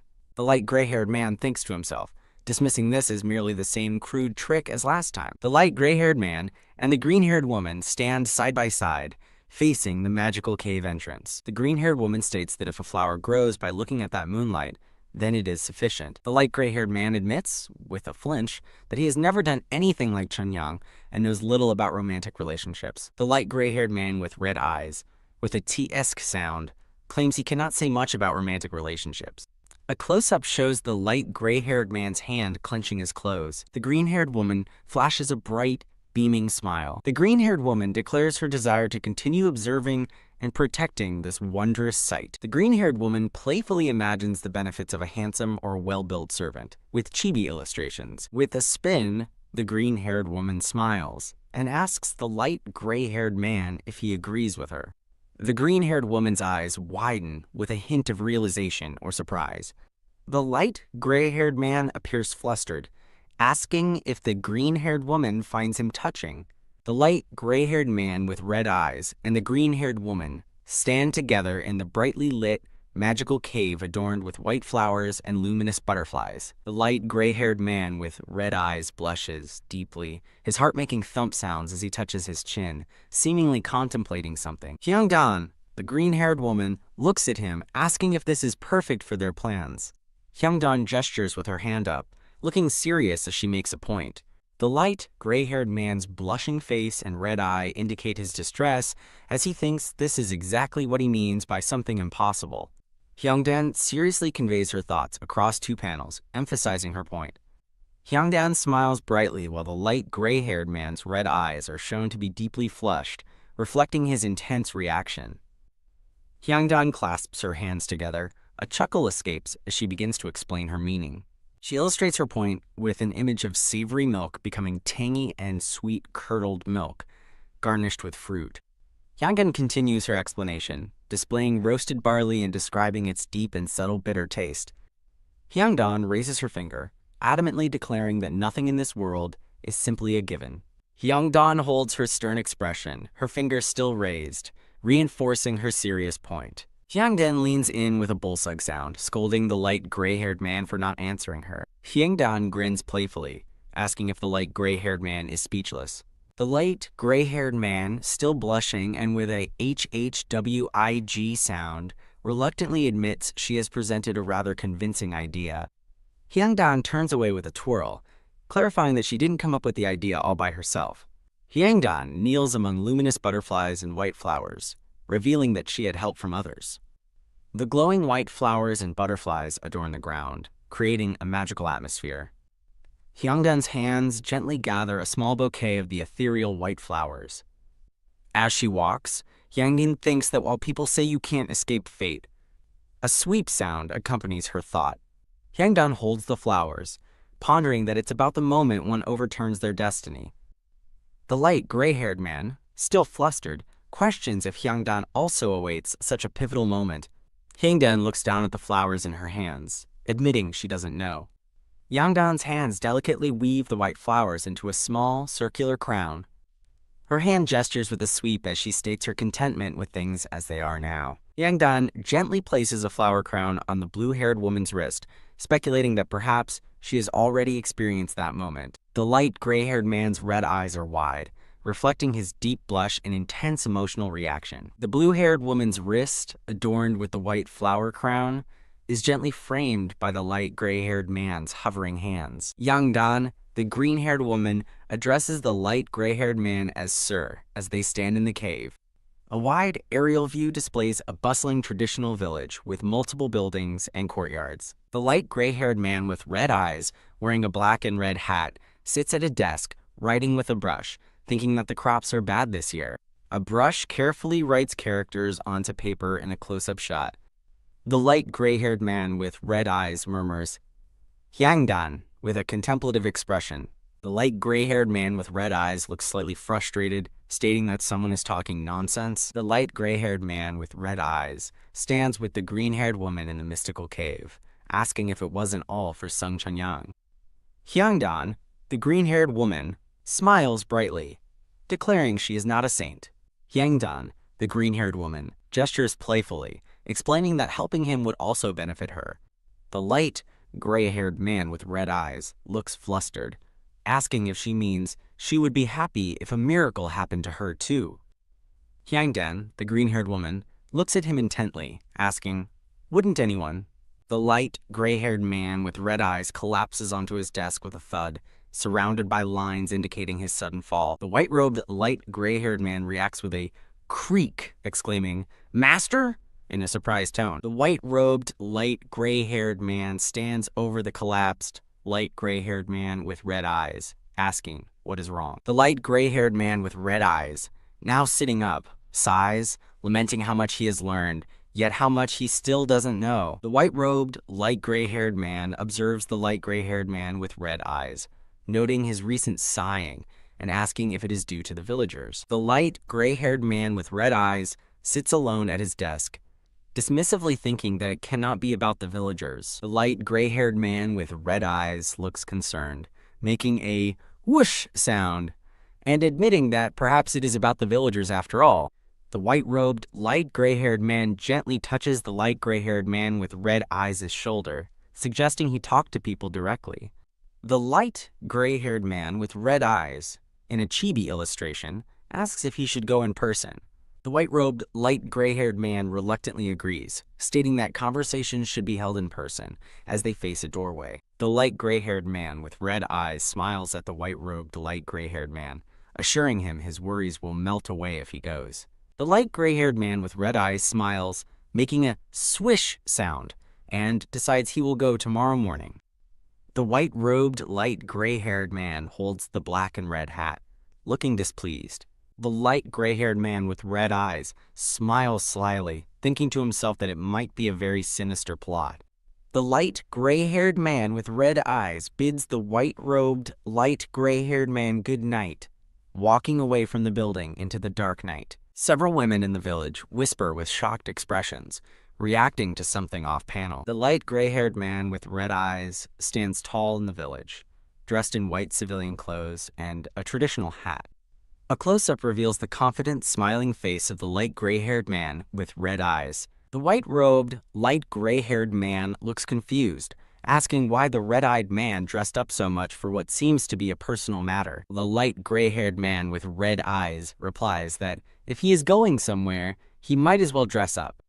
The light gray-haired man with red eyes holds an elegant white fan decorated with a cherry blossom branch.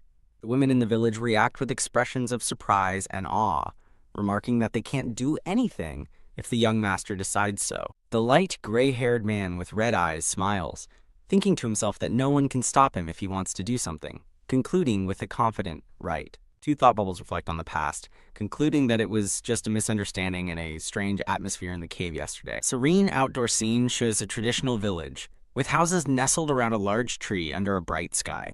The light gray-haired man with red eyes smugly thinks that if he sees her today, she will probably look the same as before. The white-robed, light gray-haired man walks alongside the light gray-haired man with red eyes, announcing the arrival of the magistrate. The light gray-haired man with red eyes reacts with annoyance, questioning if the magistrate's procession isn't too impolite. A close-up on the light gray-haired man's red eye, as he thinks with a step that the magistrate should show some dignity. The light gray-haired man's red eye glares as he thinks with a step that the magistrate should show some dignity. Yangdan, the green-haired woman, stands with a slight frown, questioning the light gray-haired man's unexpected presence. The light gray-haired man looks away, a bead of sweat on his face as he wonders why, with a thump sounding. The light gray-haired man blushes deeply, his heart making a thump sound, as he thinks about how Yangdan still looks so pretty. The light gray-haired man's hand subtly grips his robe with a ga sound, betraying his nervousness. His thought persists, questioning why she remains so pretty, followed by a thump as his heart pounds.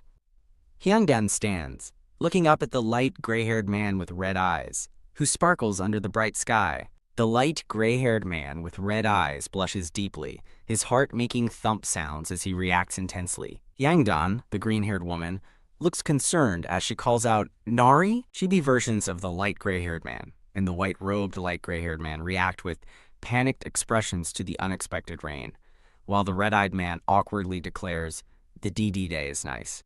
Hyangdan, the green-haired woman, with a knowing smirk and a sigh, responds that the day is indeed nice, then asks the light gray-haired man his reason for being there. The light gray-haired man with red eyes strides forward, asking if he needs a reason to visit, while Hyangdan looks exasperated, and the white-robed, light gray-haired man walks beside him. Hyangdan reminds the red-eyed man the tavern isn't open yet, but he insists he wants to eat, and the white-robed, light gray-haired man urges Hyangdan to sit. The light gray-haired man with red eyes smiles, stating he won't order rice soup since it's still early morning. The light gray-haired man with red eyes, seated at a table, requests whatever is available, and Hyangdan, seen from above, reluctantly agrees with an angry symbol. Chanyang, the blue-haired woman, and an older woman with dark hair cautiously peer from behind a door, with Chanyang calling out, "Hyangdan." Hyangdan, the green-haired woman, looks irritated and frustrated, A hand places a basket of freshly prepared rice balls onto a red table with a thud sound. Hyangdan, the green-haired woman, presents the rice balls with a ya sound, stating this is all she can serve at the moment. A close-up on Hyangdan's neat braided green hair in traditional attire. The light gray-haired man with red eyes apologizes for his sudden visit, while Hyangdan smiles, saying it's fine, as the white-robed, light gray-haired man stands nearby. A hand picks up a rice ball, and the light gray-haired man with red eyes asks with a shiob sound if she made this as well. Hyangdan, the green-haired woman, clarifies that only the stir-fried anchovies inside are her doing, while the light gray-haired man, holding a rice ball, muses, is that so? The light gray-haired man with red eyes takes a bite of the rice ball, appearing to savor it. Hyangdan, the green-haired woman, with chibi versions of herself appearing, closes her eyes in annoyance, thinking about the trouble being caused so early in the morning. The light gray-haired man with red eyes, holding a rice ball, hesitates and responds yes to Hyangdan's unvoiced thoughts. The light gray-haired man with red eyes, looking pleased, declares the rice ball delicious, especially the well-seasoned stir-fried anchovies. The blue-haired woman, Chunyang, anxiously asks the light gray-haired man if he's all right, but he flusteredly insists he is fine. The light gray-haired man sighs and turns away with a HWIK sound, lamenting that Hyangdan remains difficult even when he compliments her. Hyangdan playfully questions who dislikes a compliment, while the light gray-haired man mentally dismisses her as a narrow-minded brat. Hyangdan makes a HWIK sound, raising her hand to indicate she's just kidding. Hyangdan giggles, saying, just kidding, while the light gray-haired man sighs, thinking he cannot treat her poorly because of Chunyang. The light gray-haired man sits alone at his desk, deep in contemplation. The white-robed, light gray-haired man smiles, suggesting they let it go, while Hyangdan looks on with an annoyed expression. The white-robed, light gray-haired man looks utterly exhausted and asks why he was roused at the crack of dawn. A door creaks open with a KKAAEG sound, revealing a glimpse of the outside. Hyangdan enters, carrying a package, and offers the blue-haired woman Chunyang honey rice cakes, much to Chunyang's surprise. Hyangdan sets down a wrapped bundle, explaining that she received it after giving side dishes to the magistrate, which shocks Chunyang. Hands carefully untie the fabric knot of the wrapped package. Chunyang gasps, whoa, and marvels at the beautiful flower-shaped rice cakes, exclaiming how pretty they are. With a tilt of her head, Chunyang asks if the magistrate gave away so much of such a precious item. Hyangdan shrugs with a shrug, nonchalantly remarking that the magistrate likely has plenty, given his wealth. Hyangdan takes a bite, declares it delicious, and in chibi form, urges Chunyang to try some quickly. Chunyang's eyes widen with a huh sound as she hesitantly considers the idea. Chunyang excitedly asks if the magistrate likes Hyangdan, causing Hyangdan to react with a shocked KKUEOG sound. In chibi form, Chunyang asks if Hyangdan is okay, to which Hyangdan, also chibi, reassures her she's fine. Hyangdan, the green-haired woman, sits dejected on the floor, questioning how such nonsense could scare someone. Chunyang, the blue-haired woman, leans in, annoyed, asserting with a bullsick sound that it's not nonsense and is entirely possible, much to Hyangdan's surprise. Hyangdan's hands clutch a white handkerchief, betraying her nervousness in the intense discussion. Hyangdan looks puzzled, asking how that could be, then questions if Chunyang realizes she is the story's main character. Chunyang beams with confidence, declaring her experience and asking if Hyangdan trusts her, with thoughts of daily love letters and an unwavering heart. A chibi Hyangdan sarcastically agrees with a shrink sound, while Chunyang, seen from behind, angrily asks if she said anything wrong. Chunyang collapses backward with thud sounds, recounting Hyangdan's past incorrect predictions about other relationships. A patterned background hints at the continuation of Chunyang's list of past relationship misjudgments. The light, gray-haired man with red eyes, partially obscured by a doorway, shouts, "All right, stop it," with a thump sound, trying to calm the situation. A serene, brightly lit scene of a traditional village with houses nestled beneath a clear sky suggests a shift in focus. The magistrate, a man with a thin beard in traditional black and red robes, stands in a room full of scrolls, muttering, A close-up shows the lower half of the light gray-haired man's white robe and legs, standing on a patterned rug. The magistrate, smiling broadly, asks if he should share his clever plan to solve Chunyang's problem. The light gray-haired man with red eyes, dressed in black and red robes and holding a scroll, states he decided to abandon that plan, surprising someone off-panel. A close-up on the red-eyed man's eyes, he thinks with a swish that the problem cannot be resolved through marriage. The magistrate looks distressed, asking with a PPAK sound why the red-eyed man suddenly changed his mind. The red-eyed man, shown from the perspective of his hat, thinks with a grin that noblemen would still find fault, even if he married Chunyang. The light, gray-haired man with red eyes smiles subtly, a hint of amusement in his expression. A thought bubble over a stack of scrolls reveals the red-eyed man's intention to try harder on his own first. The magistrate, with a kubag sound, looks up inquisitively, asking, "Is that so?" A close-up on the light gray-haired man's mouth suggests he is about to speak. The light gray-haired man with red eyes smiles warmly and openly, radiating composure. The light gray-haired man with red eyes, holding a scroll, declares he will handle things himself from now on, as the magistrate looks on with a suck and flap sound. The magistrate, with a stern expression, tells the light gray-haired man to do as you please against a dark, somber background. Hyungdan, the green-haired woman, looks up, surprised, asking, "Huh," as rain begins to fall. Villagers scatter as rain pours down, and Chunyang, the blue-haired woman, wonders why it is raining suddenly. Rain falls heavily on a village path, as several indistinct figures hurry to take shelter. Hyungdan, the green-haired woman, runs through the sudden downpour, shielding her head. Hyungdan, the green-haired woman, bends over in the pouring rain, sighing that she should take a rest. Hyungdan, the green-haired woman, smiles faintly despite the rain, remarking that spring rain is really scary. Hyungdan, the green-haired woman, walks in the rain, reflecting on how much time has passed since she arrived, with a quiet suk sound. Hyungdan thinks about the many events that have unfolded, but is glad she is protecting Chunyang, while silhouettes of a man and woman hold hands. Hyungdan, with a knowing smirk, acknowledges an ambush, as a mischievous chibi version of the red-eyed man grins in her thoughts. Hyungdan looks up at the rainy sky, contemplating her fate once the story concludes. The green-haired woman, Hyungdan, smiles and runs, thinking she should escape while she can, as a voice calls, "Hey," with a suk sound. Two men, one shirtless and the other with a headband, confront someone asking if they are Hyungdan. Hyungdan, the green-haired woman, looks visibly shocked and terrified, with a whoosh sound. A man's foot blocks Hyungdan's path, affirming her identity, grabbing her as he states they are not bad people and gently taps her. A suk sound is heard. The green-haired woman, Hyungdan, runs frantically, trying to escape as a voice shouts, "Stop there!" and the sound of "run" echoes. A man's foot splashes through water, forcefully repeating the command to stop.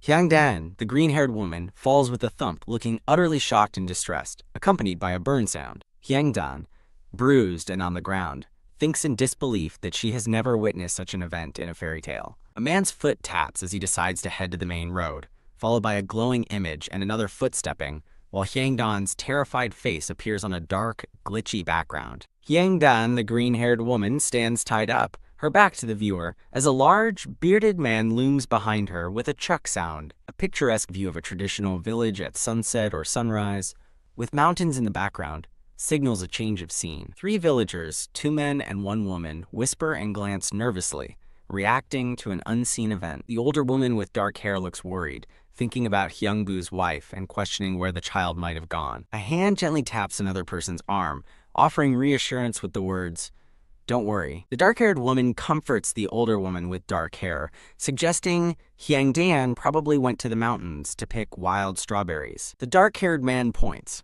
recalling Hyungdan's plan to make a new dessert with wild strawberries, as the dark-haired woman looks on. The older woman with dark hair looks deeply worried, clutching her arm, hoping that Hyungdan's absence is just for wild strawberries. Chunyang runs in, calling for her mother, while a background character asks if Hyungdan has been found. The older woman with dark hair reports that no one at the market has seen Hyungdan either, shocking the dark-haired woman who exclaims, "That can't be."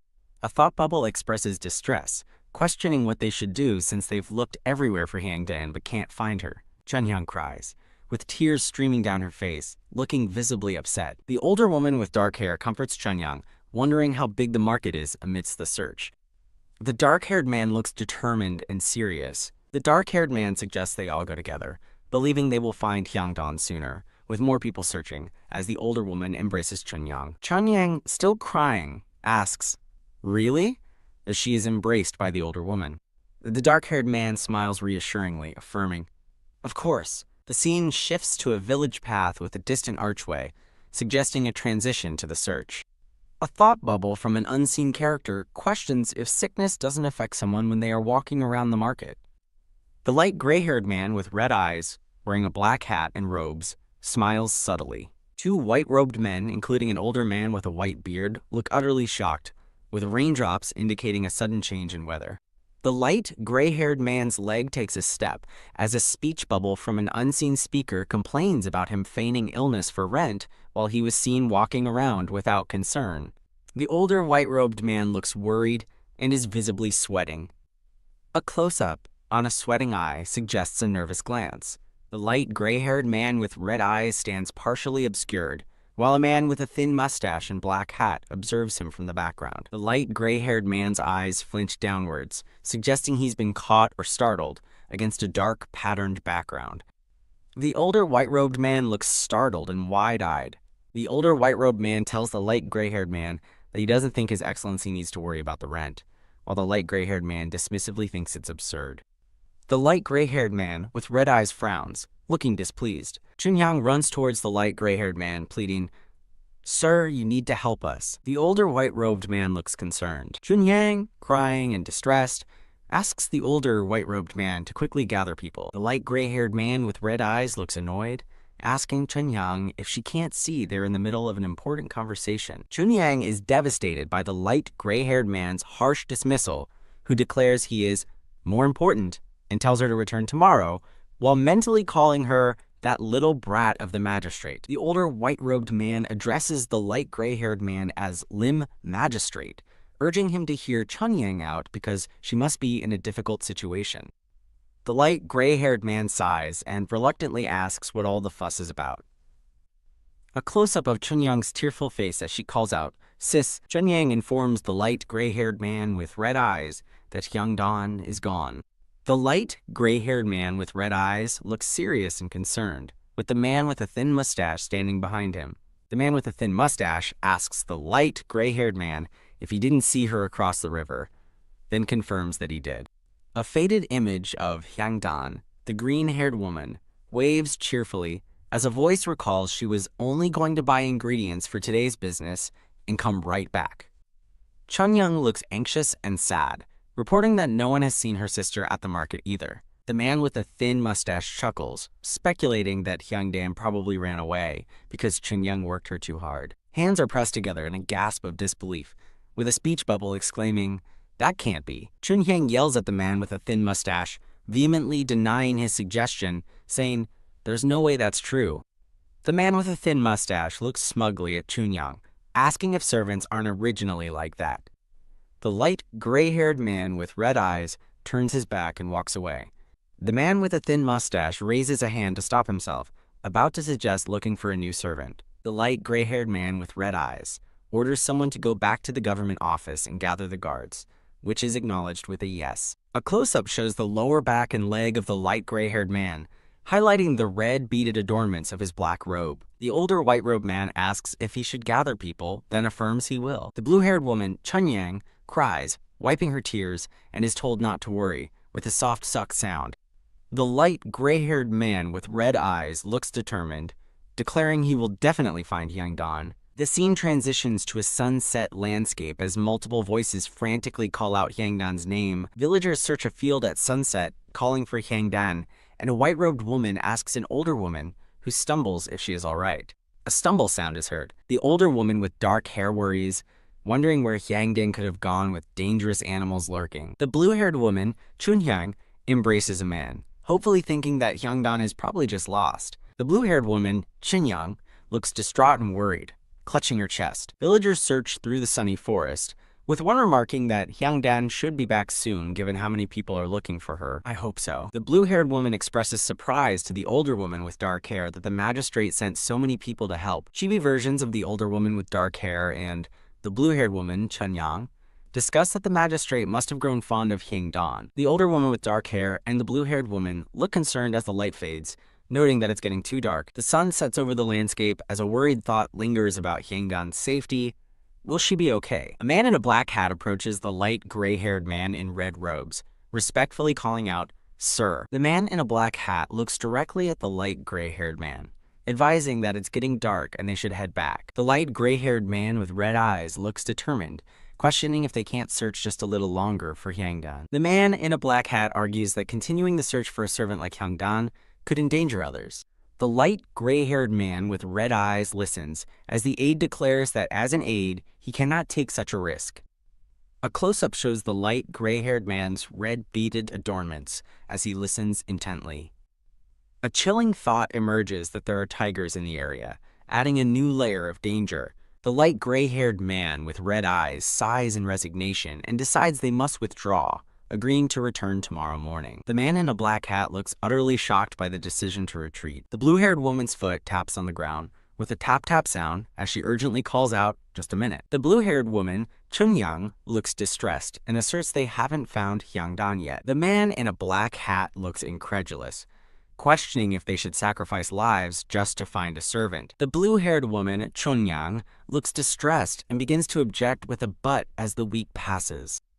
The light gray-haired man's boot takes a decisive step as his voice reassures, "Don't worry." The light gray-haired man in a black hat observes two white-robed women and a white-robed man on a path. The older woman with dark hair smiles gently, reflecting that Hyangdan is indeed that kind of girl. The light gray-haired man with red eyes smiles, warning that Hyangdan would be even more upset if she knew they were getting hurt. Chibi versions of the green-haired and blue-haired women, along with another woman, react with wide-eyed distress, agreeing that it is true. The light gray-haired man with closed eyes instructs a white-robed man to take the two home, who responds, "Yes, sir," with a crow sound. The light gray-haired man announces he will continue searching and then descend, surprising the other three with a sharp, "Huh." The man with a thin mustache looks worried and sweating, questioning if such an extensive search is truly necessary. The light gray-haired man with red eyes turns away, looking clearly annoyed. The light gray-haired man, soaked in rain, exclaims in frustration that it is raining again, with a guttural HYAH sound. The light gray-haired man in red and black robes stands alone in the downpour, lamenting his dwindling strength and the fruitless search for bracken. The light gray-haired man with red eyes frantically shouts Hyangdan's name into the heavy rain. The light gray-haired man stumbles with a piteous sound, calling out Hyangdan, and expresses a pained ugh. The light gray-haired man leans heavily on his sheathed sword, exhausted in the pouring rain, a pack sound accompanying his struggle. From a high vantage point, the light gray-haired man in red and black robes appears small and isolated on the rocky, rain-swept ground, with the sound of intense rain. Hyangdan, the green-haired woman, smiles radiantly in a bright, glowing memory or vision. The light gray-haired man with red eyes closes his eyes, blushing as he sighs softly, lost in thought, a gentle ha sound heard. The light gray-haired man with red eyes looks somber and weary, his face wet from the rain. The light gray-haired man stumbles, leaning on his sword, deciding he must continue, with a stumble sound in the heavy rain. A powerful kick with a bang sound sends the light gray-haired man's boot flying as he screams, "Ah!" The light gray-haired man lies defeated on the ground in the rain, his hat and sword cast aside, uttering a soft, "Ooh!" The light gray-haired man lies face down in the rain, looking pained, and exclaims, "Oh my!"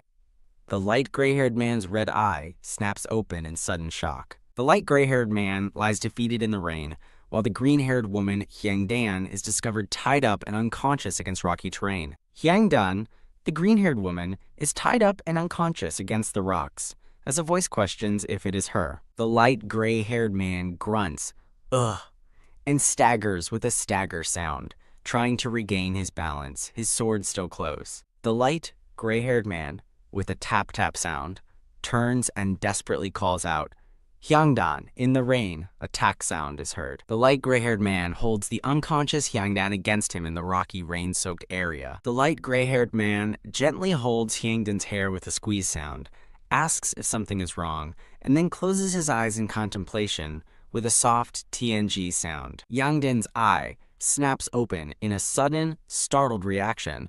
A B-band DEUK sound is heard. Hyangdan, the green-haired woman, screams in panic as she headbutts the light gray-haired man, who who recoils in surprise, with PPAA and AK sounds. The chibi light gray-haired man, on the ground, sighs, and realizes the chibi green-haired woman thought he was a kidnapper upon seeing him. The green-haired woman, Hyangdan, looks bewildered, questioning where she is and why she's not at the market. The light gray-haired man with red eyes holds his head in distress, wondering why someone from the market would be tied up in a cave. The light gray-haired man with red eyes continues to look pained, his expression showing deep concern. The light gray-haired man replies he doesn't know why she's there, and the green-haired woman, Hyangdan, explains strange men were chasing her at the market.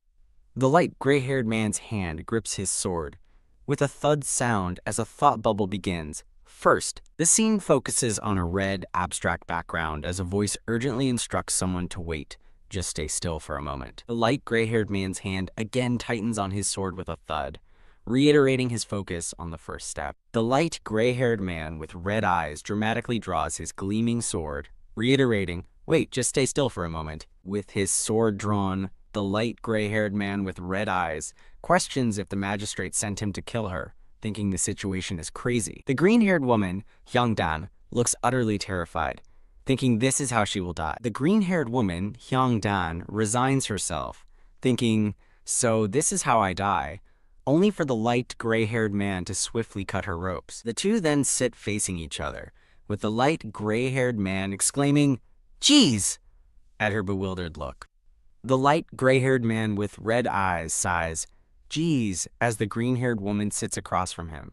The light gray-haired man with red eyes grumbles, complaining he didn't expect to be insulted for saving the green-haired woman. The green-haired woman, Hyangdan, smiles faintly, clarifying she was merely suspicious, not insulting, and then wonders if it's the same thing. The green-haired woman and the light gray-haired man with red eyes sit on the ground, sharing a moment of calm. The green-haired woman, Hyangdan, looks up thoughtfully, expressing her gladness that he is still the same as before. The green-haired woman's eye is shown as the light gray-haired man's voice expresses relief.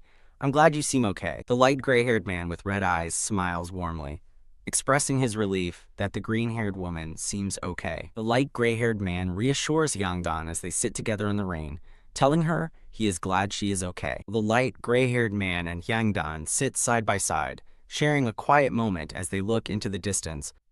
Hyangdan looks surprised and asks the light gray-haired man why he has been so worried about her. The light gray-haired man thinks about Hyangdan's disappearance, while Hyangdan sits dejectedly, pouting and questioning if he is serious about worrying for her. The light gray-haired man looks upwards, reflecting that hardworking people stand out. Hyangdan, the green-haired woman, questions the light gray-haired man if he thinks his efforts are excessive.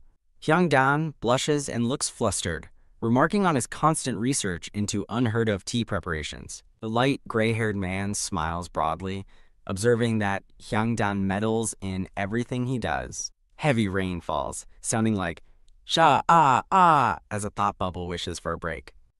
Hyangdan looks reflective, admitting that she does want to rest. Hyangdan asserts that there is such a thing as satisfaction. Hyangdan further explains that satisfaction is a huge source of strength for living. The light gray-haired man looks downcast, stating that satisfaction only works once or twice and cannot sustain one forever. Hyangdan looks concerned, warning that without satisfaction, one might sink even deeper. A solitary white flower is highlighted amidst the rain as the light gray-haired man offers to share a bit of his story. A partial view shows the feet of several individuals in modern shoes, standing in a line. A brown-haired student in a school uniform is shown from behind. The brown-haired student looks up in profile, revealing a thought that most people pitied her. The brown-haired student looks surprised, thinking she didn't agree with their pity, while other students are partially visible. A foot thumps on the stairs as a thought reveals, "I hated that look, so I worked even harder." A girl runs up a long flight of stairs, reflecting that her intense efforts must have become a habit. The light gray-haired man with red eyes looks serious, questioning if her relentless efforts yielded the desired results. The green-haired woman, Hyangdan, pauses thoughtfully, then turns away, stating a clear no to his question. The light gray-haired man with red eyes looks empathetic, remarking that he understands, having felt that way before, too. The green-haired woman, Hyangdan, thinks sarcastically about the illustrious young master having such feelings, then replies with a snort, of course. The light gray-haired man with red eyes looks resigned, saying, All right, then wonders aloud what else there is to do in a cave. A group of formally dressed people are shown as a voice narrates about the eldest Hyun family son, who received everyone's expectations and attention. A man in white robes diligently writes at a desk, illuminated by a warm lamp in the darkness. A hand holds a paintbrush with iridescent colors, drips falling from its tip in a dark, abstract scene. Two hands gently hold each other as an unseen narrator reflects on their brother's different choice. A stern man and a weeping woman are shown, with a ghostly couple behind them, as the narrator explains their brother married an ordinary woman, not a noble. A woman with braided hair cradles a swaddled baby as the narrator continues their story, and the one who was born to fill my brother's empty spot. A close-up reveals a baby with distinctive red eyes looking up, and the narrator concludes, was me. A group of people in traditional attire stand formally before a building, as the narrator recounts taking on the role of their departed brother. The light gray-haired man with red eyes, wearing formal attire, looks somber, thinking he unwillingly accepted his new role. The light gray-haired man explains to Hyungdan in the cave that Namwon is a golden opportunity for him. The light gray-haired man further clarifies that Namwon is the first step to proving himself to his parents, but admits it is not going as planned.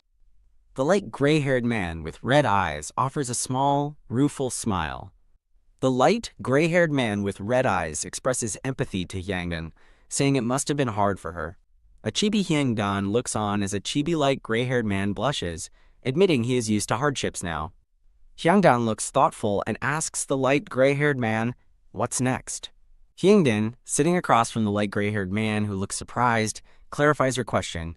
After you're acknowledged, what's next? The light gray-haired man with red eyes looks wide-eyed and stunned by Hyungdan's unexpected question. The light gray-haired man's voice suggests a philosophy of independence, stating, "You live your own life." The light gray-haired man with red eyes is shown in profile, a slight smile on his face as he delivers his wisdom. Hyungdan and the light gray-haired man make eye contact, and the light gray-haired man, blushing slightly, suggests what's next is more. A close-up of their faces with a thump sound indicates a sudden, shared realization or emotional beat between them. The light gray-haired man's red eye widens with a thump-thump as Hyungdan's eye also widens with a thump, both blushing. A flustered Hyungdan turns to a blushing, light gray-haired man, admonishing him to stop putting himself down, then ironically criticizes him for it. Rain falls over lush green foliage as an unseen voice advises careful thought, emphasizing its importance. Hyungdan, with her arms crossed, reflects to the light gray-haired man that the magistrate no longer feels so distant.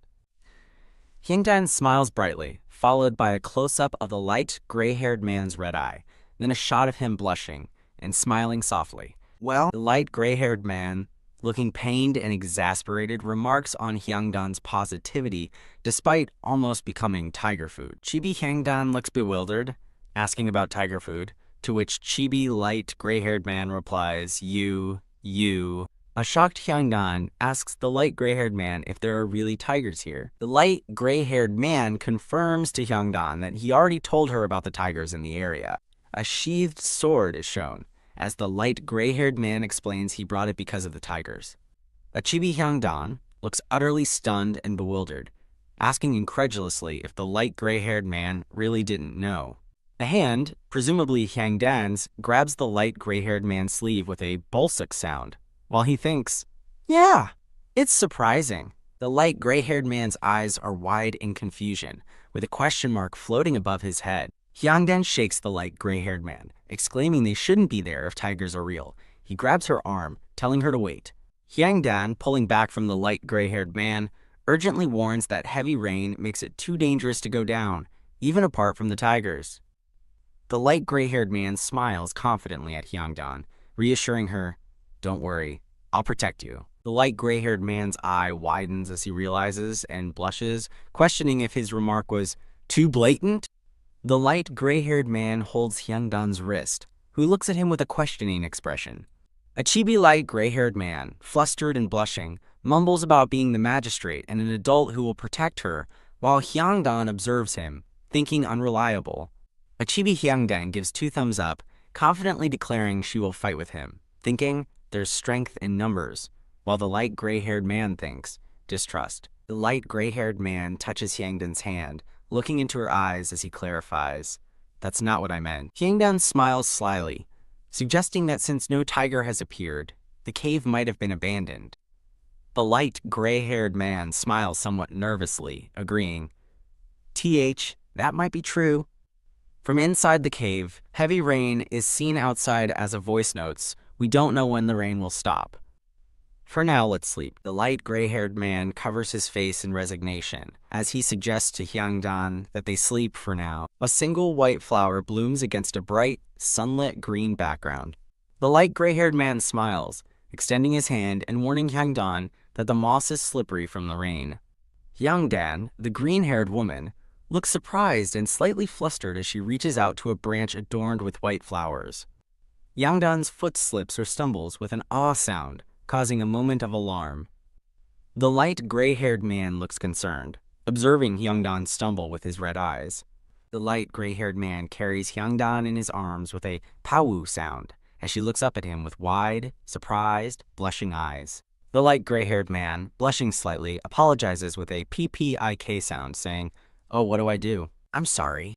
The light gray-haired man, smiling widely, playfully tells Hyangdan, "You should have been careful," while still holding her. The light gray-haired man holds Hyangdan close and smiles down at her, playfully remarking with a dujun sound, "Really, you're such a tomboy," as Hyangdan blushes and her heart thumps with a dujun sound. The light gray-haired man is shown sleeping peacefully, with a petal floating gently nearby. Hyangdan, the green-haired woman, looks surprised and a bit disoriented as she asks, "Are you awake now?" The light gray-haired man yawns and stretches, asking, "When did I fall asleep?" Then his eyes widen, and he blushes with a ha and ak sound as a sudden realization hits him. A chibi Hyangdan sits, looking annoyed, as a chibi light gray-haired man kneels frantically with rustle and ilguk sounds, apologizing profusely with censored dialogue. A chibi light gray-haired man, still flustered and blushing, asks in a small bubble, "WHWH, when did you start doing that?"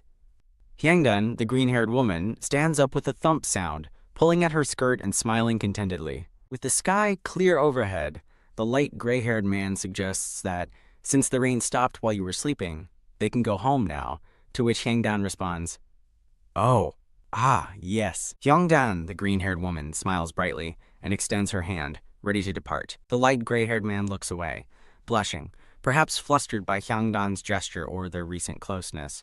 A large, ghostly hand appears in the foreground as a group, including Chunyang, stands on a path, and an unseen speaker exclaims, "His Excellency hasn't returned yet." The gray-haired woman, looking stern, declares that if one serves the magistrate, they should obviously go look for him. A close-up of a light gray-haired person's hand, gesturing. The chief constable, a man in a black hat, TSKS, with an annoyed expression. Chunyang, the blue-haired woman, distressed, asks if the chief constable can make a decision now that the person in charge is gone. A hand is shown adjusting traditional clothing with a soft suk sound. The light gray-haired man, standing next to Chunyang, agrees the chief constable could decide, but notes he is being stubborn. The chief constable looks exasperated, loudly proclaiming that moving troops is a significant undertaking. A voice argues back, questioning if a person disappearing isn't also a major issue. Chunyang passionately argues with the chief constable, accusing him of disloyalty, while murmurs arise, some agreeing and others claiming he is loyal. The chief constable dismisses Chunyang's words with a, "What do you know?" As a thought bubble suggests, Chunyang is right. The light gray-haired man and Hyangdan walk together through lush greenery, as he reflects that the chief constable also has a valid point. Chunyang looks absolutely thrilled, joyfully calling out sis to Hyangdan as others smile. Hyangdan is joyfully embraced by Chunyang, reassuring her she is okay, while a voice calls out to the young master. A crying man asks the light gray-haired man if he is all right, who then admonishes him not to use his title publicly, but the man insists his safe return is paramount. The chief constable looks down, appearing somber and contemplative. Hyangdan watches the interactions with a surprised expression. The chief constable, with clasped hands, expresses immense relief to the light gray-haired man, confirming he knew he would be all right, with a bulsuk sound. Hyangdan looks wide-eyed and surprised next to a happily surprised Chunyang, who holds her arm. The chief constable flinches, then grudgingly concedes that the light gray-haired man is also correct. The light gray-haired man explains to the chief constable that the king's soldiers cannot be moved recklessly by anyone other than himself. The light gray-haired man tells Hyangdan he is relieved she returned safely. The light gray-haired man gestures with his hand, asking Hyangdan if his statement is not right, with a momchit sound. The light gray-haired man stands, appearing pensive, with a soft suck sound. A close-up shows the light gray-haired man's hands clenching with a JJAM sound. Hyangdan responds with a thoughtful expression. Well, I guess so. The chief constable solemnly reassures the light gray-haired man that he will ensure the culprit is caught. The older woman with gray hair and Chunyang walk with soft footstep sounds, expressing gratitude for his words. Hyangdan looks startled and flustered as the light gray-haired man addresses her by name. The older woman with gray hair embraces Hyangdan tightly, looking relieved. Hyangdan looks wide-eyed and shocked while being hugged by the older woman with gray hair. Still in the embrace, Hyangdan affirms she is okay, thanking her master for protecting her. The older woman with gray hair and Hyangdan share a heartfelt hug in a lush outdoor setting. The older woman with gray hair's hands hesitate on Hyangdan's back during their embrace. The older woman with gray hair gently holds Hyangdan's back with a soft JJAM sound. The chief constable, a man in a black hat, points his finger, looking sternly at a partially visible Hyangdan. The chief constable looks surprised as a hand in a red sleeve, belonging to the light gray-haired man, gestures, stating, "Okay, let them go home today." The light gray-haired man, wearing a black hat, smiles faintly and suggests the chief constable will remember better when you're sober. The light gray-haired man continues to prompt, asking, "Don't you think?" The chief constable, looking resigned, confirms, "That's right." A light blue ceramic pot shatters on the floor with a tang sound, indicating a sudden outburst of anger. A bandaged man in a white robe kneels at a low table, wildly gesturing and exclaiming in frustration, "You can't even get rid of one little girl!" The bandaged man points angrily, his face contorted in rage, emphasizing his furious outburst. The bandaged man bows deeply to the floor, apologizing profusely with a numjuk sound, while a brown-haired person sits behind him. An unseen speaker yells, "Shut up," as a hand trembles with the teal-teal sound on a table, while the bandaged man thinks he was sure she'd be tiger food. A man with a black hat, possibly a superior, looks absolutely furious, demanding, "How dare you say that when she's walking around perfectly fine?" A fractured speech bubble conveys extreme anger, exclaiming, "You should have at least made it so that she couldn't run wild in the future." A white, fractured silhouette stands against a dark, cracked background with red lines, symbolizing a shattered state or severe consequences. Three individuals kneel submissively as an unseen speaker demands enough, while one promises, "I will make sure not to make any mistakes next time." The bandaged man, looking thoughtful and frustrated, sighs, questioning, "Why should I trust and use you again when you are bound to fail?" A close-up shows the light gray-haired man's hand holding another's, as a thought bubble reveals, "I wish that magistrate hadn't come back either." From an overhead perspective, the bandaged man sits before his kneeling subordinates, thinking with a JJAK sound that guy in the tavern are not going as planned. They are such a nuisance. A low-angle shot of an open door reveals a shoe inside, while an ominous thought bubble states, "Since it has come to this," a light ray from an open door illuminates a floor, and an unseen voice ominously thinks, "I'll have to use a more certain method next time."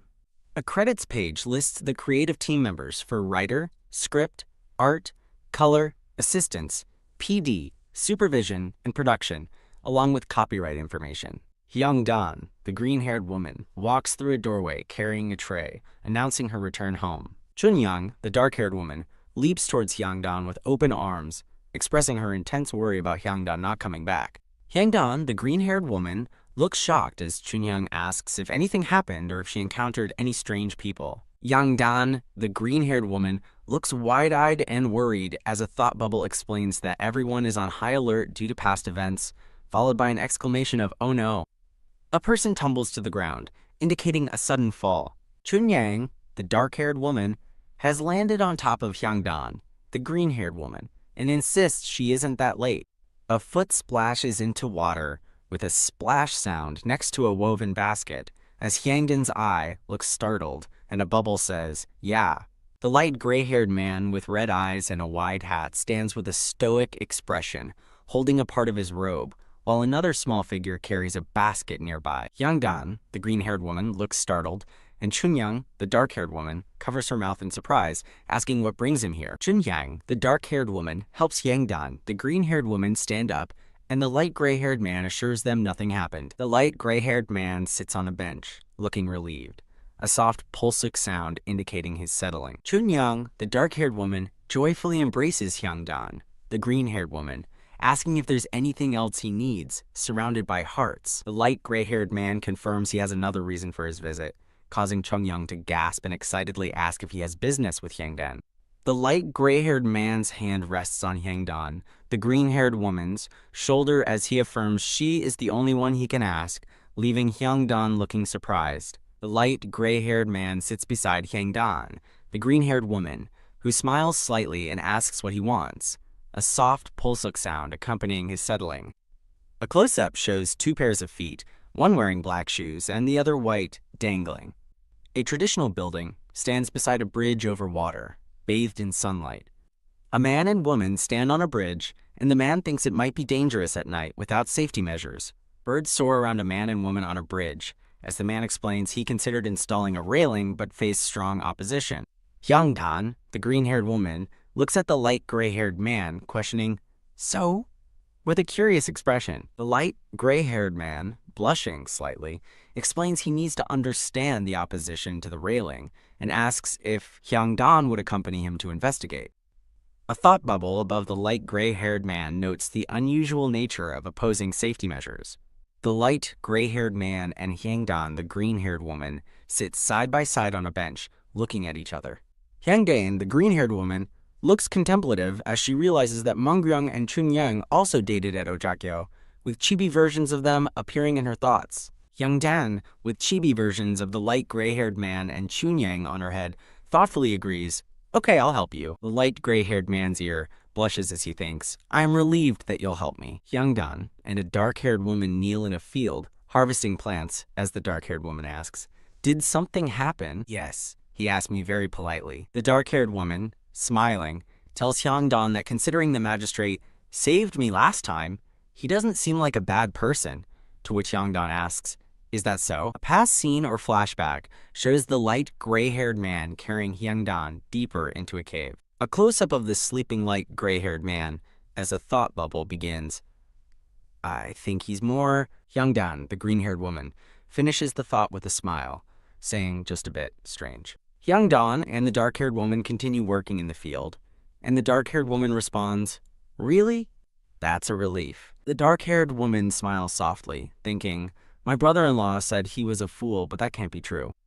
Hyangdan looks surprised and asks, with a miyamchit sound, "Your brother-in-law?" The dark-haired woman smiles at Hyangdan, explaining that her brother-in-law complains about everything, so I didn't believe him.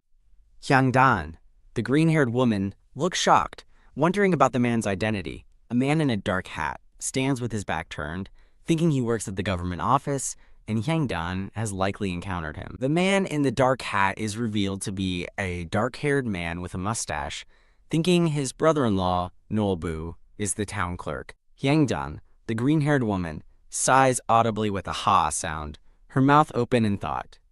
The dark-haired woman sits attentively, her expression gentle and observing. Hyangdan, the green-haired woman, laughs nervously to herself, realizing she cannot tell Chunyang, and expresses a secret thought. A close-up shows a hand clutching fabric as Hyangdan's internal monologue questions if Nolbu is the same character from the folktale. Two shadowed figures stand against a night sky as a thought bubble reveals that Nolbu in the folktale was not a magistrate. A stern-looking man in a black hat is shown, as a thought bubble questions if this is truly the Chunyang-jeon story. A chibi Hyangdan, the green-haired woman, looks completely overwhelmed, shouting in frustration and declaring herself done with the confusion. The dark-haired woman smiles brightly, asking Hyangdan if she wants the mirror and offering to fetch it. A hand reaches for a mirror, hesitating with a soft suk sound as a thought bubble says wait in Korean.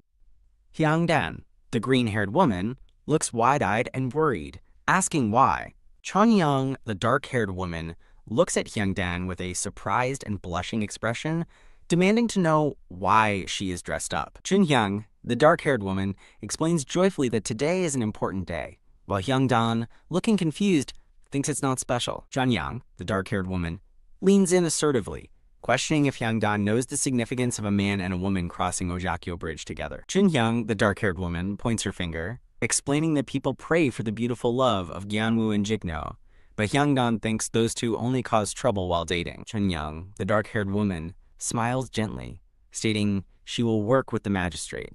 Achibi Hyungdan, the green-haired woman, looks surprised as Chunhyang happily wishes her a good trip. An unseen speaker, likely Chunhyang, encourages Hyungdan to hurry, reminding her the magistrate is waiting and promising thanks later. Achibi Hyungdan, the green-haired woman, sits on the ground looking annoyed. Hyungdan, the green-haired woman, looks frustrated, pulling at her skirt and expressing disbelief. Hyungdan, the green-haired woman, sighs and looks upwards with a pensive expression. A close-up shows a footstepping with a jockbox sound, as a thought bubble questions the importance of the Gyeonwoo and Juknyeo story. Under a full moon, a bridge spans across water towards traditional buildings, as a thought bubble expresses confusion about everyone's excitement for the story. This image displays the creative team and copyright information for the production. A man and woman from a folktale walk hand in hand through a magical landscape of clouds and floating islands. Two hands reach across the sky, one with a ring, as a thought bubble reveals their love was forbidden. Shadowy birds symbolize the forbidden love and the magpie bridge that forms as the man and woman meet below. Abstract white lines against a blue sky represent the legendary bridge on which the story is based. A luminous circle, the full moon, shines over the iconic Ojakyo Bridge at Gwanghalu, with floating lanterns. The tranquil scenery of Gwanghalu is depicted with its traditional buildings, a bridge over water, and floating lanterns under a clear sky. The light gray-haired man's shoes tap on the ground as he wonders why Hyungdan is so late. The light gray-haired man stands alone in the garden at night, wondering if he arrived too early. The light gray-haired man thinks he did not set an exact time, then hears someone call his name, "Master!" Hyungdan, the green-haired woman, apologizes for her lateness and asks if he has been waiting long. The light, gray-haired man blushes intensely, looking flustered, as an unseen voice asks if he is all right. The light gray-haired man, still blushing slightly, stutters a greeting to Hyungdan, who looks at him quizzically. Hyungdan, the green-haired woman, looks down and again apologizes for keeping him waiting. A close-up of Hyungdan's eye shows her looking worried, with her thoughts unexpressed. The light gray-haired man, looking surprised and blushing, asks Hyungdan if she is listening, to which she quickly replies, "Of course." A vibrant blue field with streaking white lines creates a moment of transition and reflection. The light gray-haired man, with a slight smile, notes the late hour and urges Hyungdan to hurry before it gets even later. Hyungdan, the green-haired woman, looks concerned, holding her hanbok dress. An aerial view shows several people walking on the Ojakyo Bridge at night, illuminated by floating lanterns and moonlight. Lush tree branches frame the serene view of the bridge and water, bathed in soft light. Hyungdan, the green-haired woman, turns to the light gray-haired man, confirming his intention to install a railing on Ojakyo Bridge. The light gray-haired man sighs and asks Hyungdan for her opinion on his plan to install a railing on the bridge. Hyungdan states the bridge does not seem dangerous, while the light gray-haired man warns her to be careful. Hyungdan observes that while the bridge might be dangerous on a dark night, it is perfectly fine with the moon bright tonight. The light gray-haired man emphasizes the need to build a railing for the bridge, his head shaking lightly. The light gray-haired man explains to Hyungdan that the full moon does not appear every day. Hyungdan thinks about the present night's beautiful scenery. Bubbles rise from the water, and the light gray-haired man asks what is happening as a bright light shines. A fish splashes from the water, saying adios before falling back in, startling Hyungdan, who looks confused. The light gray-haired man asks Hyungdan if she is hurt. Reaching out his hand to help her, a close-up shows their hands meeting. The light gray-haired man holds Hyungdan, who looks surprised and slightly scared, as they stand on the bridge.